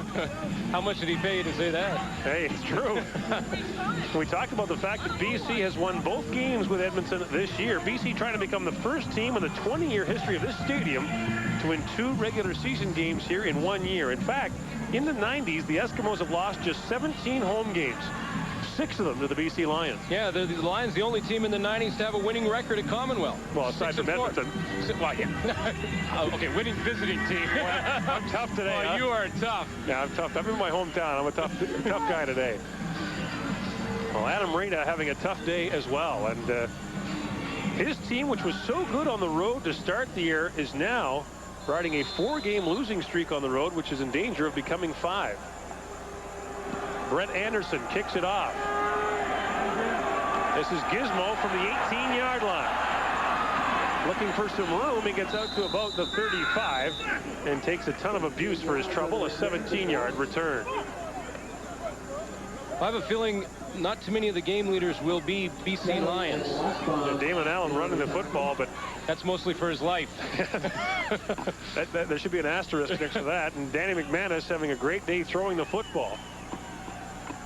And Robert Gordon, after a quiet first half, has really busted out here in the second. He's got over 100 in the game, over 1,000 on the year, and a good pick by the Edmonton Eskimos to take him in the first round of the Ottawa dispersal draft. Here comes Eric Blunt. Blunt trying to get around the corner, out across the 40, forced out at about the 43-yard line, and bowled over one of the Edmonton Eskimo assistant coaches down there, but a gain of 7. I want to go back to that point about Eric Blunt. You know, 2 times in the last 2 years, he's got over 20 carries in a game. He's averaged in those 2 times over 119 yards. Running backs will tell you, if you give them the ball more than 20 times, they will get you 100 yards. The good ones always do. Eric Blunt just doesn't get the football because Ron Lancaster has the mentality, if the run doesn't work early, we'll pass. He doesn't care. Here comes Blunt again. This will be a first down for the Eskimos. So about the 47-yard line. Of course, one problem with Ron Lancaster is his favorite running back was number 34 in Regina, and they all kind of pale in comparison to him. Yeah, that's not quite fair, but I mean, 11 times in the last 2 years, Eric Blunt has got the ball less than 10 carries in a game. So, I mean, that's Ron Lancaster's mentality. He says, hey, I'm not going to pound my head against the wall. If we don't have success early with the run, I'm going to throw the football. Interestingly enough, Eric Blunt does not have a touchdown scored this year. He has thrown a touchdown pass, though. Did it against Montreal. On first down, McManus has time over the middle. He's got Darren Flutie, and Darren Flutie has another first down on the BC 43-yard line. Greg Frères and Don Wilson there on the stop. But Flutie has another catch, and Flutie appears to be shaken up. His ribs are sore, we know that.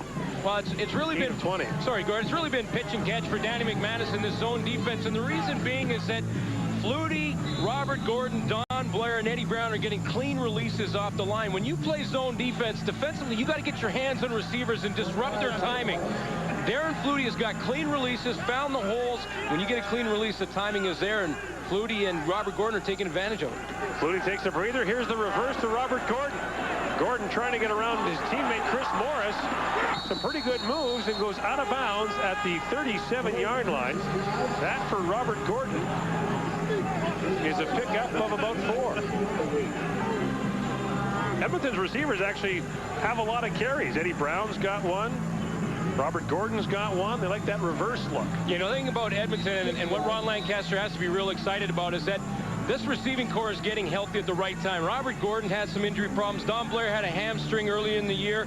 Darren Flutie's had the ribs.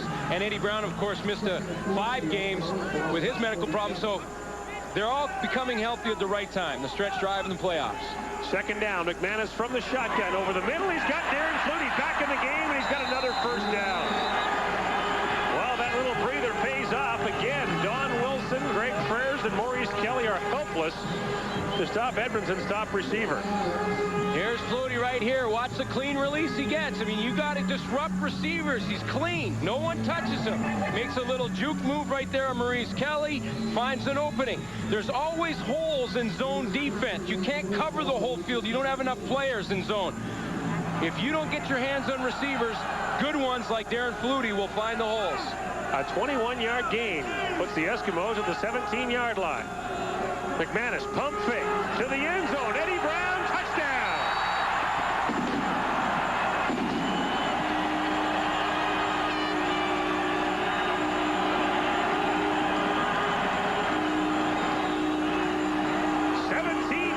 Eddie Brown's 4th touchdown catch of the year, but his first in 11 weeks.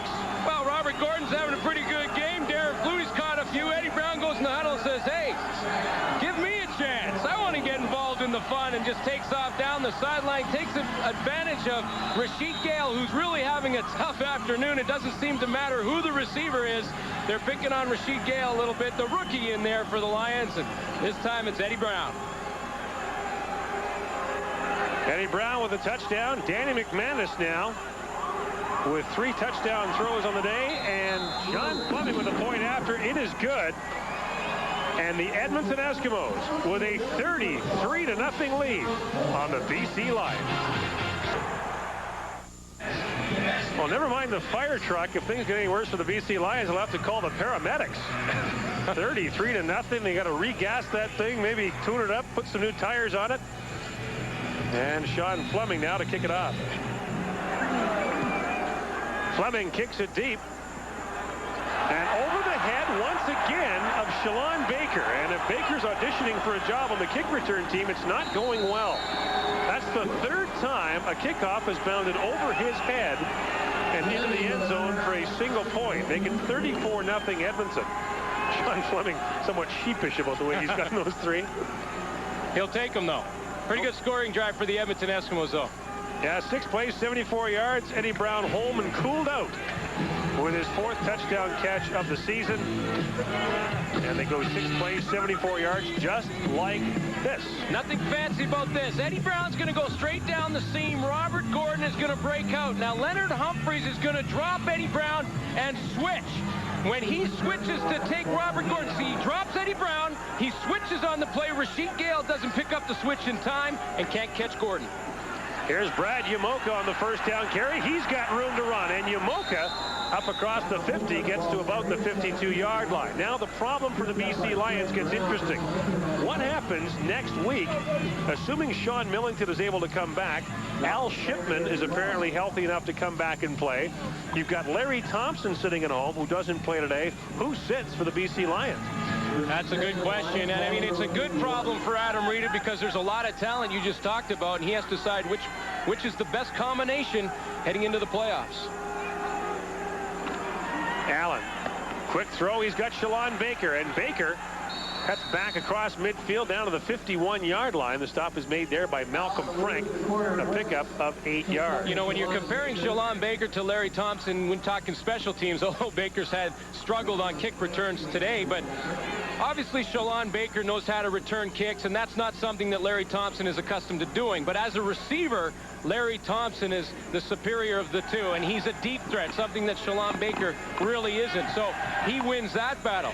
Now, Al Shipman, on the other hand, Adam Reed knows, is a special teams talent. So you know that he's going to want to get him in the game. Interesting dilemma for the BC Lions. First down. Here goes Corey Philpott, and he is tripped up. Great play there by Leroy Blue, who got a piece of him, a gain of 2, but it may be enough for a BC first down. And when we're talking about scenarios for BC, number 6 seems to be the odd man out every time. I mean, here's a guy, like we talked about earlier, coming off 3 consecutive 1,000-yard rushing seasons and been asked to play wide receiver, which is not his position, and he may be the odd guy out before long.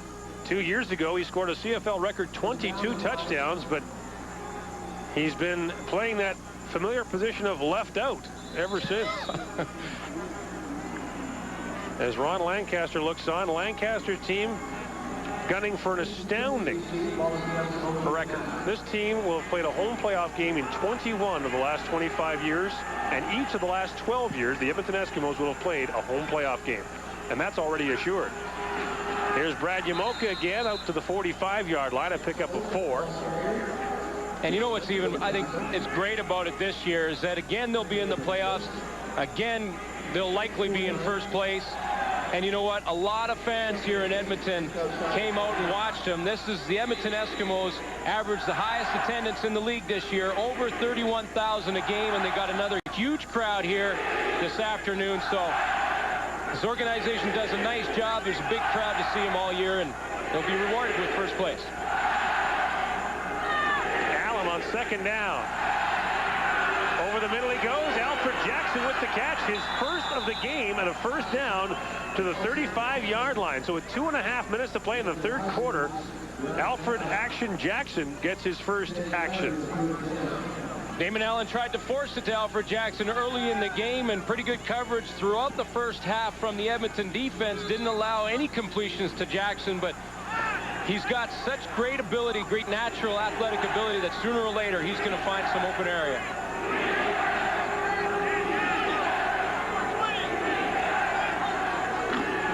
Allen fakes to Yamoka. He'll take off to the outside, looking for someone. Now Allen will run. Gets past Tommy Henry down to the 20-yard line. A first down for the BC Lions. Whoa, Mike Trevathan dropped a bomb on Glenn Rogers. Whoa. Oh, man. He came back and dropped.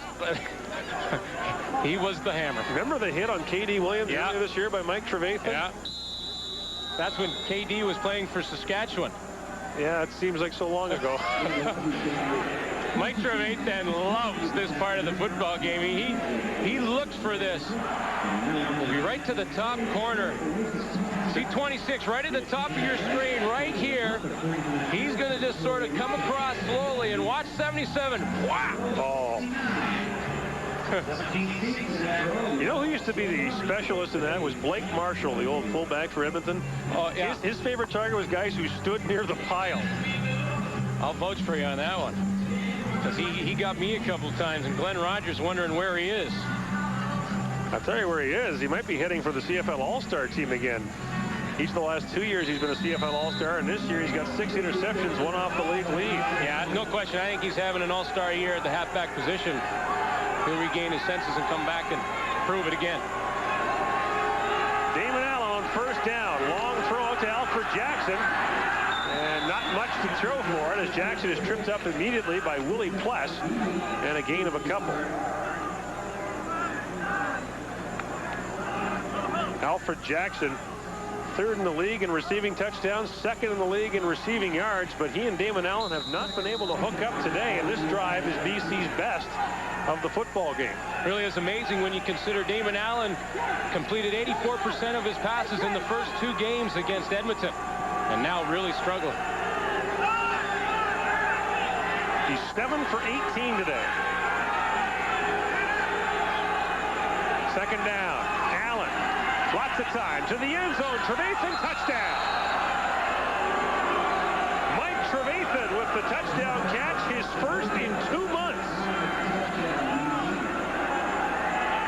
Breaking an 8-game streak without a touchdown catch. He's got his 3rd of the year, and the BC Lions are on the board in the final minute of the 3rd quarter. You know, this game isn't brain surgery. When Damon Allen and Mike Trevathan see the all-star halfback Glenn Rogers go to the sideline, and they come back and they say, well, let's try and see if Ian Franklin, the rookie halfback, can come in there and cover one of our best in Mike Trevathan.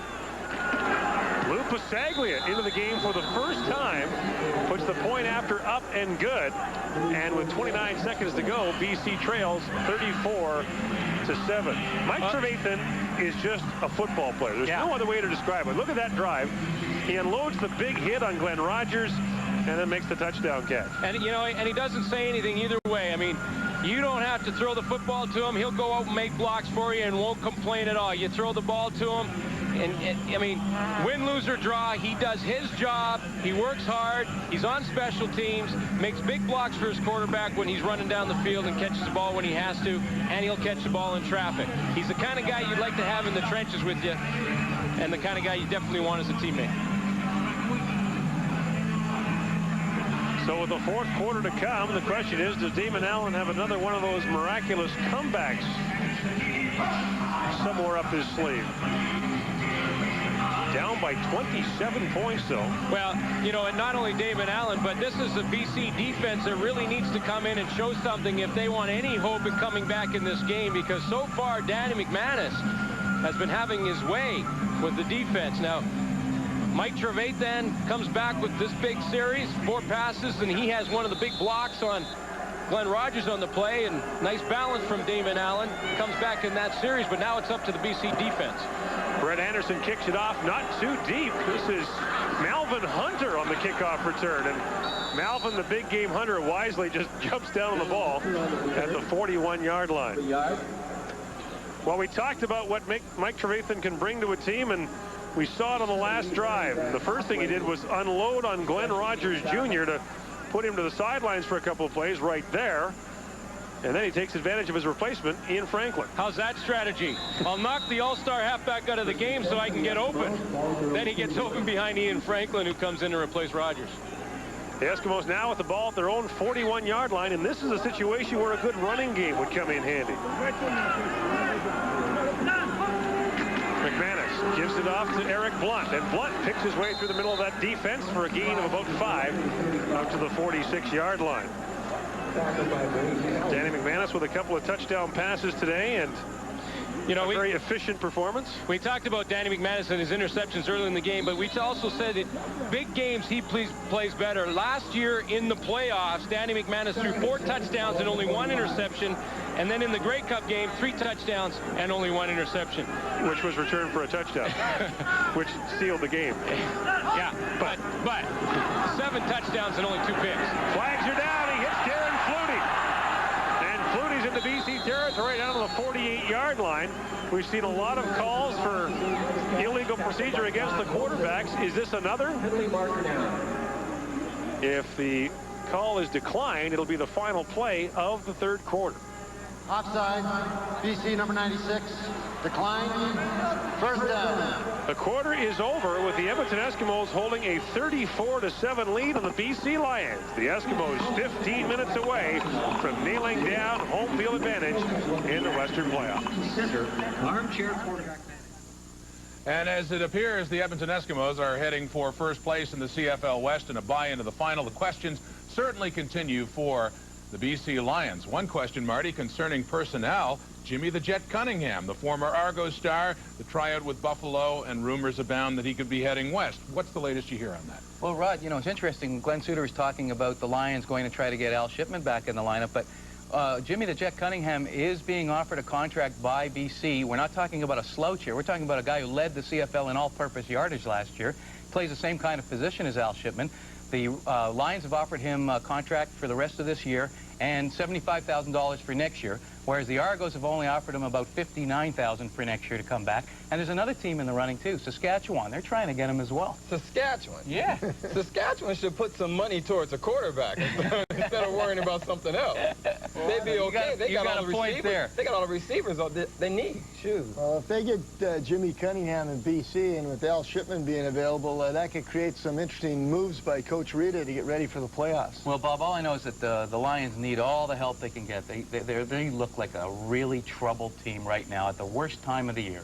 One question that we've dealt with before, why isn't Damon Allen running the ball more? It's because of the offense. Their offense isn't really structured to ask him to run as much as he should. And when he has the opportunity in the spread situation, he should step up and take more of those opportunities. But, you know, when he does the bootlegs and fakes the run and gets outside, those things are more effective for him. You spoke earlier of Saskatchewan. The Green Riders now leading Hamilton 13-8. Don Narcisse, 26-yard reception from Kevin Mason. It's all Edmonton as we head to the 4th quarter at Commonwealth Stadium. Once again, Gordon Glenn. Well, the shadow's getting long at Commonwealth Stadium. Interesting to note that in 1 month's time, this would be right near the end of the 1st quarter of the Grey Cup game. Kickoff scheduled for 3:30 Mountain Time here in Edmonton. If they get a day like this, they'd be doing all right.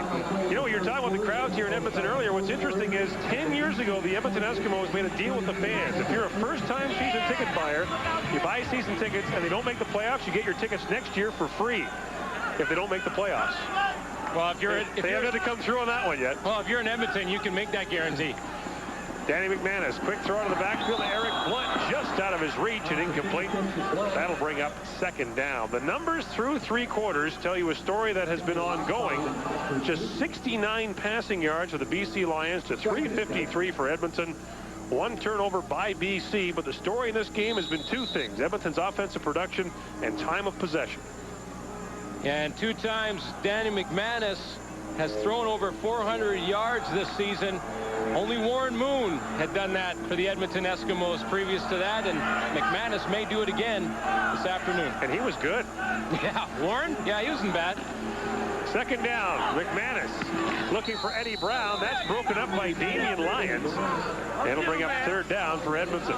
Now, I'll be accused of being a cockeyed optimist here, but if you're the BC Lions... I'd never call you an optimist. Really? Oh, it hurts me deeply. 34-7 is the score. You get the ball back quickly, do something with it, you're right back in it. What do you want me to call you? Cockeyed optimist. It's an old Ronald Reagan expression. Well, it's a long way to go, but I'll tell you could happen. John Huffnagel better book some extra time in the film room this week. Well, yeah. He'll be there. He'll be there on Monday as a consultant. Watching a horror flick. Fleming gets a great kick away. And Shalon Baker has it go over his head into the end zone again. So the hill just got a little higher. Now 35-7, and BC down by 4 touchdowns. Hey, tomorrow night on TSN, the NHL tonight. St. Louis and Detroit.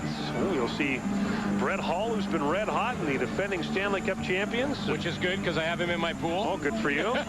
Solid pick, Glenn. Yeah, thank you very much. Sleeper for you. Bob McKenzie and I will be in the studio. Paul Romanek and Gary Green will be there. I better get home. Yeah. You got to get back. You got work to do. Canadian Football League action down the stretch. The World Series, the NHL. Hey, a full-service network.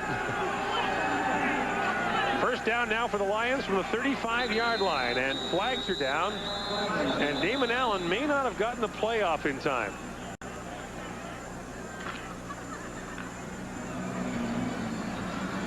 Procedure is the call against BC. Well, you know, BC number 59, still first down. Procedure is the call against Todd Furtick, who moved to left tackle for this team. Yeah, it's Todd Furtick's turn to play. He switches with Corey Mantika game to game. But John Hufnagel's definitely going to help Damon Allen. I mean, this is a John Hufnagel type of offense, and even if it's just for a couple of weeks, his insight and knowledge is going to help Damon Allen in the playoffs. Allen can't find anyone open. Now slings it out there. He's got Alfred Jackson. Look out, it's a foot race. And Alfred Jackson stripped from behind. The ball still loose. Edmonton has it. It's Edmonton Eskimo football, although it's changed hands a couple of times since they first recovered it. Alfred Jackson caught from behind. Mike Trevathan has it now. A little late for that. But Alfred Jackson stripped from behind, loses the football, and Edmonton gets it back. Alfred Jackson's right there. He's going to run the out pattern. He's just sitting down on the outside, takes off running, a good strip. You see Glenn Rogers back in the game after Trevathan hit, but it's Malcolm Frank who strips the ball out, and then the fight begins.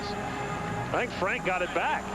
Frank has a chance at it, and Trevathan, yeah, Frank gets it. Trevathan was scrapping for it. It would have been a 44-yard gain for Jackson, but it's Edmonton Eskimo football. Here's Eric Blunt.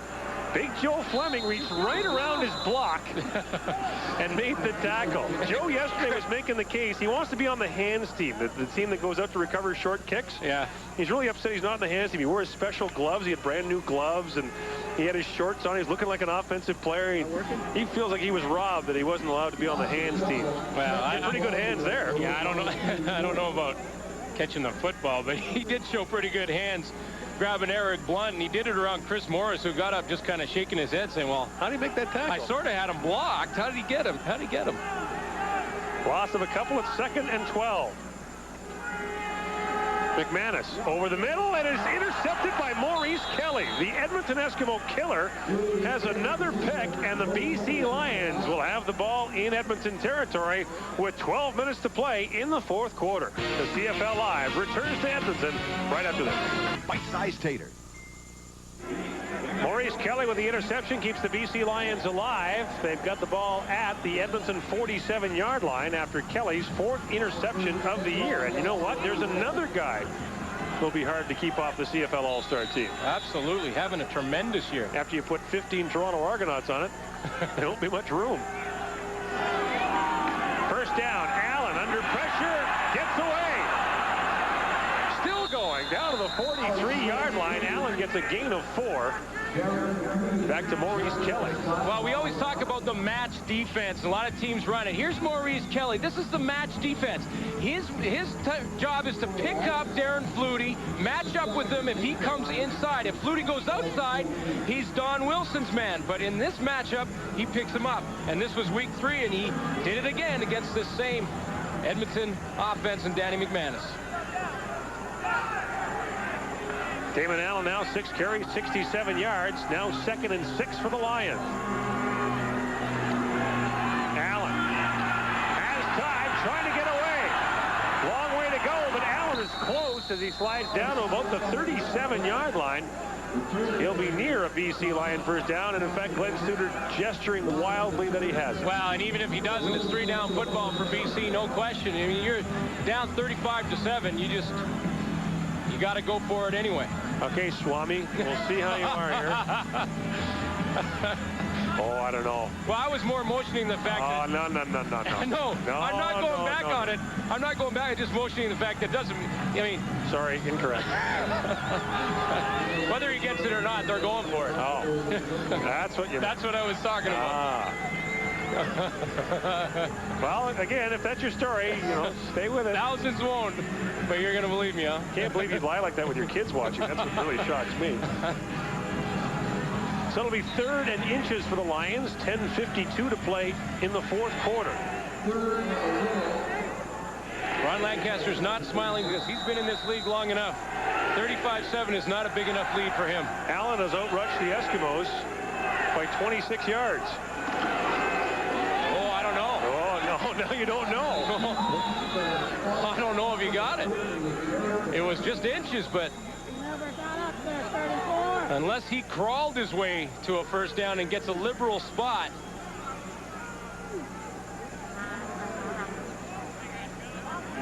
He got pancaked from the back. I wasn't sure who it was, the number, but...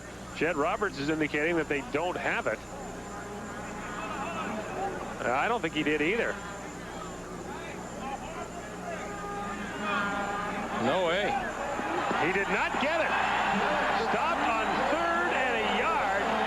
The Edmonton Eskimo defense turns in another big play. The Eskimos with a 35-7 lead.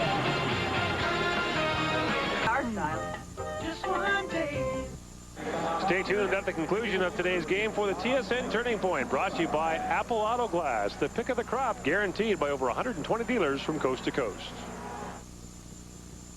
A properly installed windshield provides up to 18% of your car's structural strength. Now, the reason Apple Auto Glass only uses the Bond for Life installation system. Protect what really matters. Back at Commonwealth Stadium, where Danny McManus of the Edmonton Eskimos having a pretty good day, leading the BC Lions 35-7. The last 3 Lions possessions have resulted in turnovers, a fumble, then an interception, and then downs. And the Eskimos now, as a result of the defensive stop on 3rd and a yard, have the ball at their own 37-yard line. Here's Tony Burse. Big collision with David Mava. Gets out across the 40.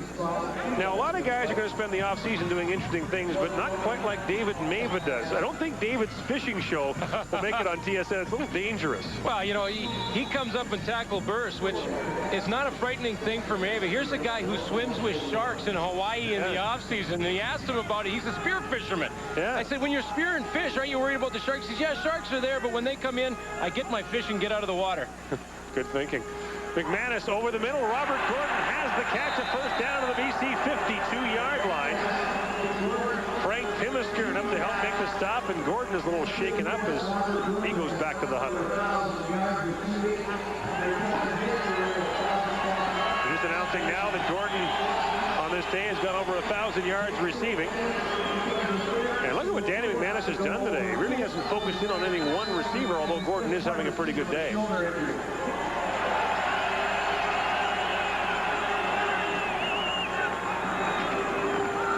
Here's Burse again on first down, and look at him go.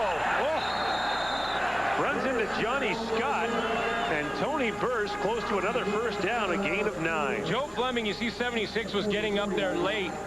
He was on the line of scrimmage on the play. So Joe Fleming ended up 10 yards back with Tony Burse around Tony Burse's ankles. Joe Fleming is a big guy. He's 280 pounds, 6'3". Tony Burse took him about 10 yards there. 2nd and a yard. The toss to Eric Blunt. And Blunt gets around Leonard Humphreys and has another Edmonton first down as he goes out of bounds inside the 40. Well, you kind of wonder sometimes which Edmonton Eskimo team you're watching. Like, you see them against Calgary in the overtime game. Looked awful in the first half, come back. And then you see them in a game like this, and you say, this is the team that went 1-4 in September?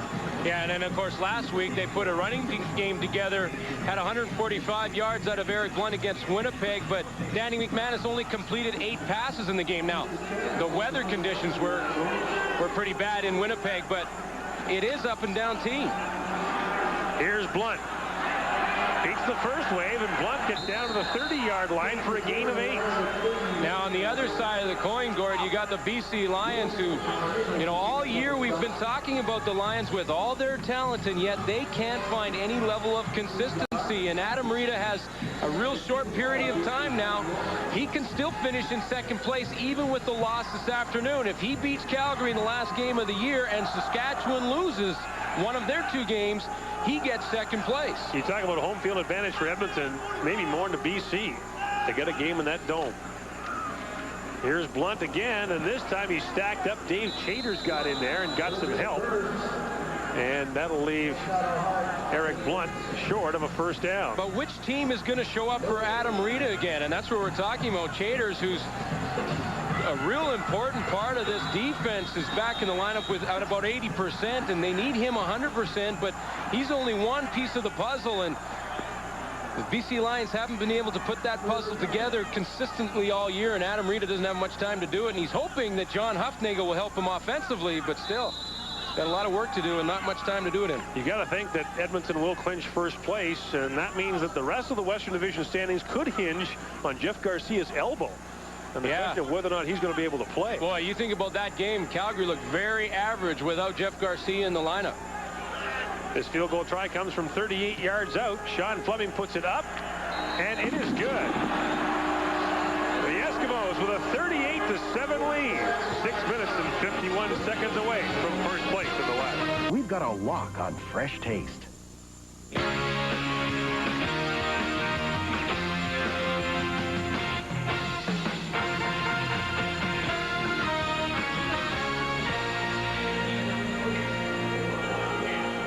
You know what? I'm going to get killed for that. For what? That shot of Ron Lancaster looking like he had a heartburn. His daughter Alana in Regina is watching and making notes, and she's going to make a note of that and call me. Well, why are you in trouble for it? Because I'm the one she talks to. Oh, okay. David Allen's in trouble. Big time. Gets away. Trying to find somebody, anybody. And finally, Bruce Dixon forces him out of bounds. That's been the story for David Allen all day. When he's had time to throw, there's been no one open downfield. Good coverage by the secondary from the Edmonton Eskimos. And then, of course, they've also provided some pressure on him throughout this game. It's been a rough day for number 9. Illegal contact on an eligible receiver. Edmonton number 10. First down. First down for the Lions. By the way, I'm also going to get in trouble for saying I was in trouble. Her name's Lana, not Alana. So sorry, Lana. Wolf. I'm never going to Regina again. Can we get back to the game here? You know what? I might just sit down and not say anything for the rest of the game just to avoid getting in trouble. Just curl up in the fetal position and try to avoid any more problems. You got to think that Lancaster will smile after the game. Well, you'd hope so. Allen under pressure. And he's sacked by Melvin, the big game hunter. Yeah, defensively, right now, at this point in the game, you start to think about stats. And this is a team game, no question about it. But I'm going to tell you honestly, guys start thinking, he's going to come right from the top of the line here and just the one-on-one move up at the top. But this is the point in the game where he's working on Todd Furtick. You start thinking about stats. And this is another one for Melvin Hunter. I love the story about you in the Western final here in '89 when you dropped the interception late. Somebody said, hey, man, that would have been a stat. It was Tom Richards. You'd have had 2 interceptions in this game. And by that time, I was going nuts. We actually beat Edmonton here. But here's Allen under pressure again and dropped again. That time, Leroy Blue. So one for Melvin Hunter, one for Blue. And a flex, too. They get to do their dance. They get to do their flexing. And they get one more for the book.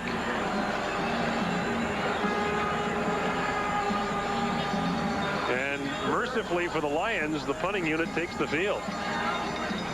Well, it's good, tenacious pass rush from Leroy Blue, who initially was taken out of the play by Chuck Bradley, but kept working, and because of the coverage downfield again, had a second chance at Damon Allen.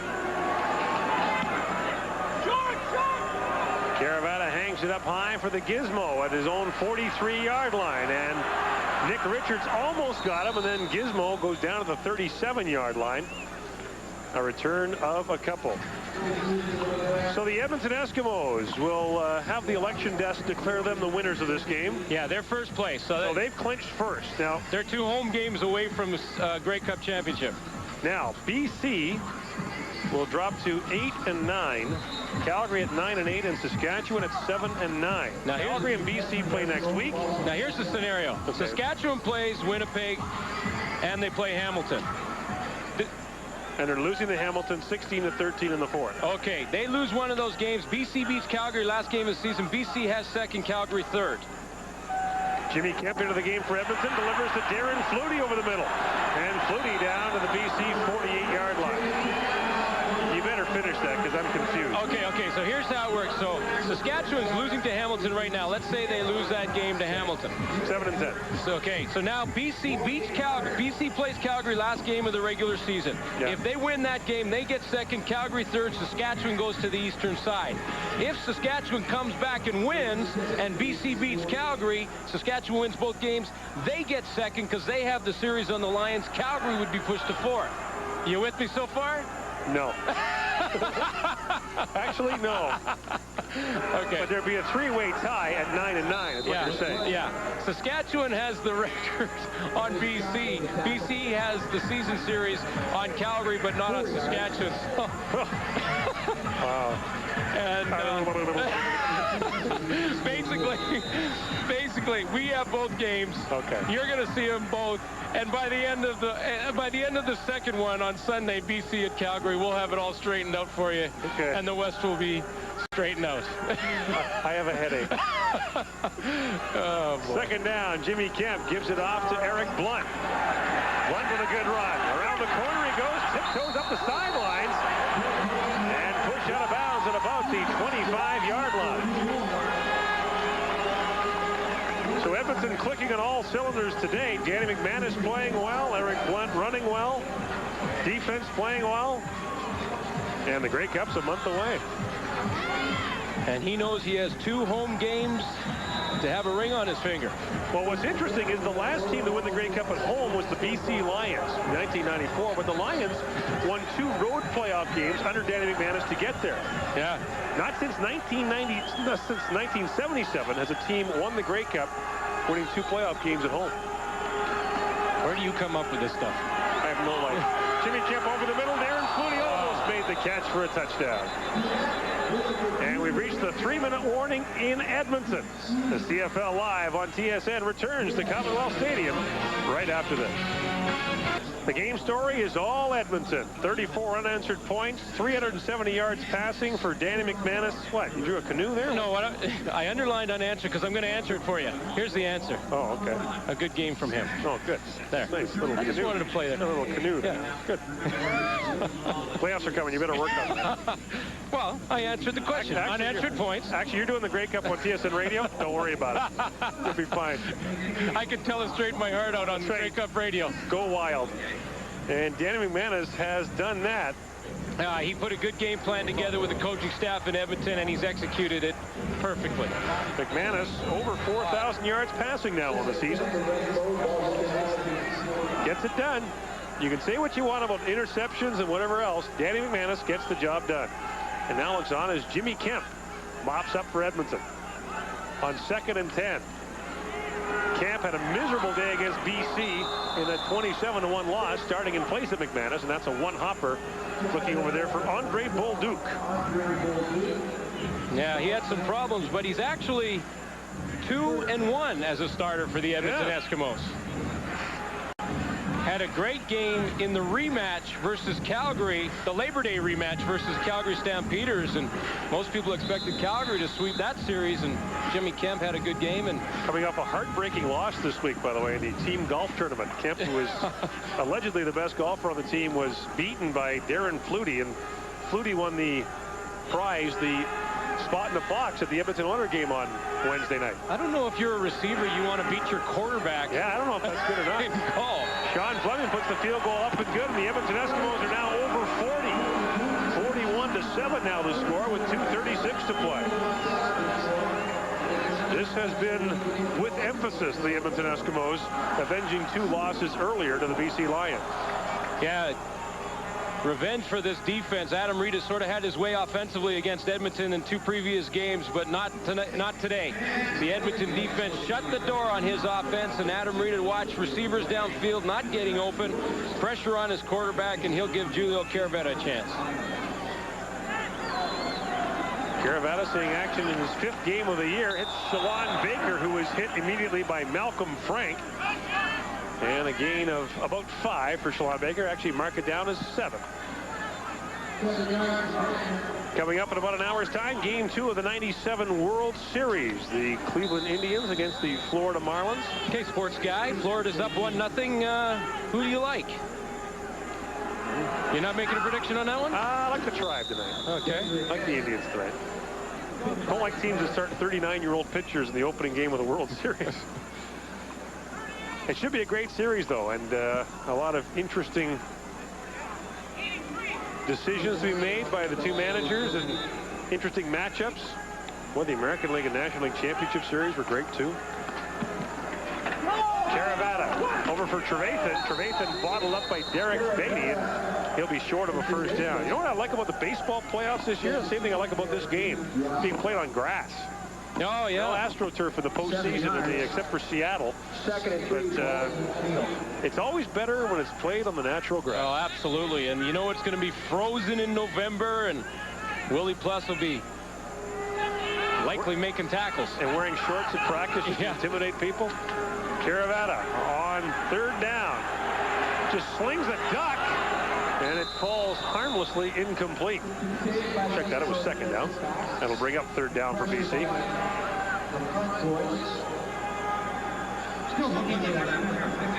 And don't forget, coming up at the top of the clock, Rod Smith, who does everything at TSN but flipped the switch to put us on in the morning.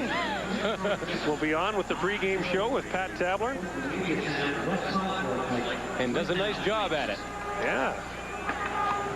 Pat Tabler, who, by the way, leapt into a football prediction with me this year. Oh, really? Yeah, he said the Cincinnati Bengals would win 10 games this year. They may not win 10 games in the next 10 years. So I get a steak dinner. Oh. How good is that? Well, he might try and get you on a rematch on the rest of this World Series. No. No? Don't bet. You're baseball. not going there? I'm not going baseball with Pat Tabler. He knows way more about it than I do. Yeah, I guess. He's got one of those World Series rings. Which, by the way, pales in comparison to your Saskatchewan Grey Cup ring. The license plate that you guys were awarded for winning the Grey Cup in 1989. Well, let me tell you something. When you win it only 2 in over 100 years, they're big. Got to celebrate, huh? You make a big ring. 3rd down for the Lions, right at midfield. Under 2 minutes to play here in the 4th quarter. Guy knows a thing or two about Grey Cup rings is over there, and he's got to figure out how he's going to get one this year and get his team straight. Caravetta on 3rd down. Look out, he is sacked. Maurice Miller gets into the act. They're all hitting the stat sheet today. Well, we talked about the stat, and you think in the back of your mind, you're thinking about stats, and you're thinking BC's got to throw the ball. Julio Caravetta is going to be in the back there in the pocket. So now comes up, okay, best pass rush move. I'm going full speed. They run a draw. I'm dead. But who cares? I'm making the sack. And away they go. Now, how well do you know your stats? I don't think I'm not necessarily totaling them up. How many career receptions do you have? 51. But how many consecutive games did you play? 194. But I don't count them at all, like myself. Oh, okay. Okay. Just curiosity. Jimmy Kemp back into the game for Edmonton on 1st down after the Lions turn it over on downs for the 2nd time in the game. Gives it off to the backup tailback, Andre Bolduc. And Bolduc, who came over from the Ottawa Rough Riders, is dropped on the play by Nick Richards. And, you know, I just want to make one point about Maurice Kelly there, who makes the tackle. It always seems in game like this, when you're on the bad side of a lopsided score, it's always your best player that from start to finish is still throwing it in there and making plays. Maurice Kelly in this game, he's obviously down, but comes up and makes a tackle, and he has been the heart of that BC defense all year. Loss of maybe a yard. It's 2nd down. Kemp. He's got Tony Burst wide open, but wants to go somewhere else with it. And now Kemp will run. Aiming for the first down marker. He gets it down to the 32-yard line. A couple of sweet little moves from Jimmy Kemp. A pickup of 12 yards and an Edmonton first down. That's one thing I noticed about his stats coming into this game is that he has a 7.2-yard rushing average this year, which, I mean, he's not known for his running ability. 7.2 yards is a Damon Allen, Tracy Ham kind of numbers for averages. Looked pretty good on that run. First down from the 32-yard line. Kemp gives it off to Bolduc, fumbled the football, and it appears as though the Edmonton Eskimos do have it back. Well, there's a lot of credit to go around to people in Edmonton for years of consistency, but Hugh Campbell in his 12th year as the general manager certainly deserves the lion's share. He's got the big old, you know what that is? What about that hat, though? That's a recreation of the 1956 Edmonton Eskimo team hat, and they're selling them here. They're nice, eh? Big, heavy wool things. That's going to need the wool when it gets a little colder here. Yes, he's got Eskimos 56 on the back there. Nice. Yeah, those are nice. That's a good deal. How do you get one of those? Who do you have to know to get one of those? Him. Oh.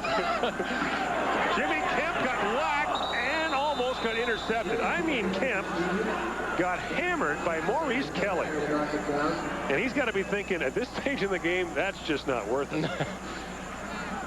And again, Maurice Kelly still going hard. Comes up and hits Jimmy Kemp. Doesn't matter what the score is to him. It always seems to be the best players on your team that keep giving you this kind of effort. Kemp's going to take a hit. Oh. Yikes. Yikes. And that's definitely going to leave a mark. Definitely going to leave a mark? Yeah, on sure. On his psyche or on his helmet? I think on everything. Here's Bolduc on the carry. Yeah. Down to the 25, like, give it off. Yeah, so Kemp says, enough of that. Just dish, baby. Yeah. Just dish. Edmonton turns it over on down, so the BC Lions will take over with 37 seconds left. And now Edmonton with an interesting problem, if you can call it that. Ron Lancaster was asked yesterday, what do you do if you win the game tomorrow?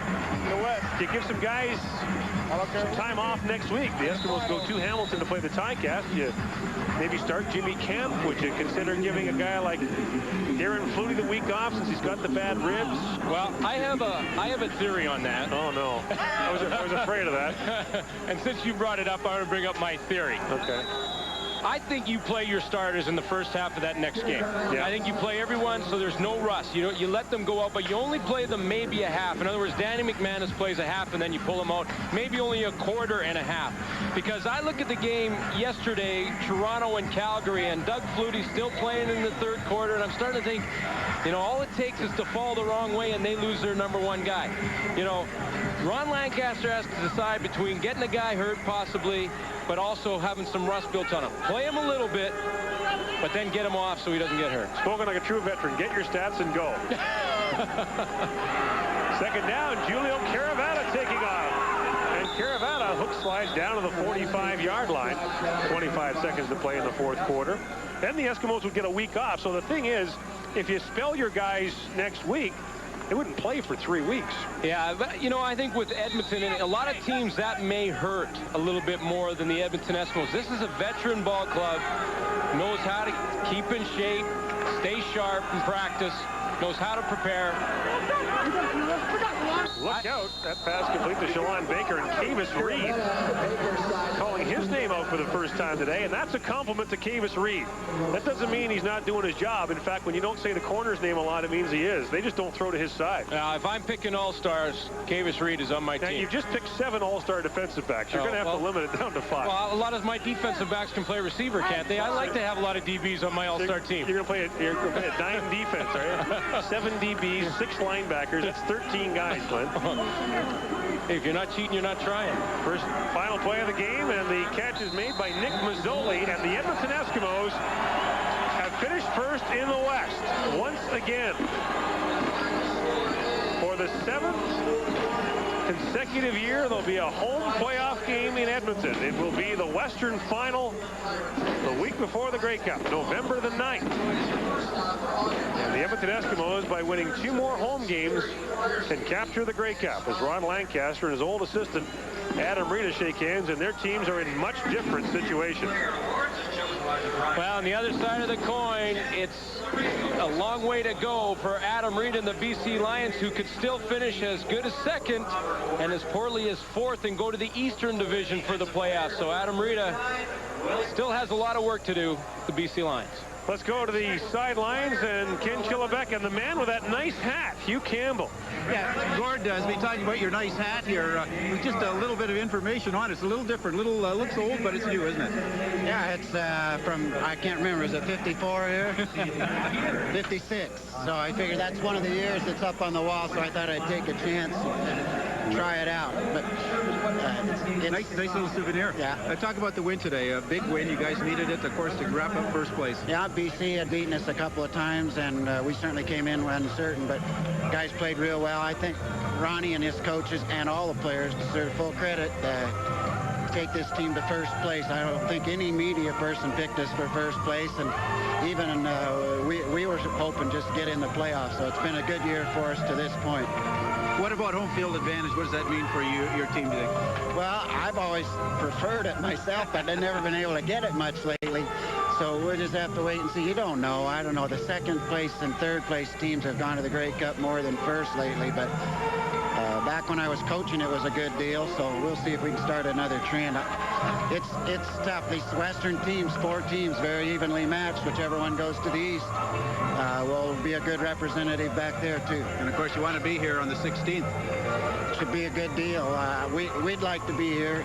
Either way, the Grey Cup's going to be a fantastic game. Whichever team represents the West is going to be a good football team. And Toronto's certainly been awesome all year, but you know, you never know on one game. The ball's shaped kind of funny. Who knows what'll happen? Hugh Campbell, thank you very much. Gord, back to you. You know, come to think of it, that ball is shaped kind of funny. I never really thought about that. Ron Lancaster and Julio Carabelli.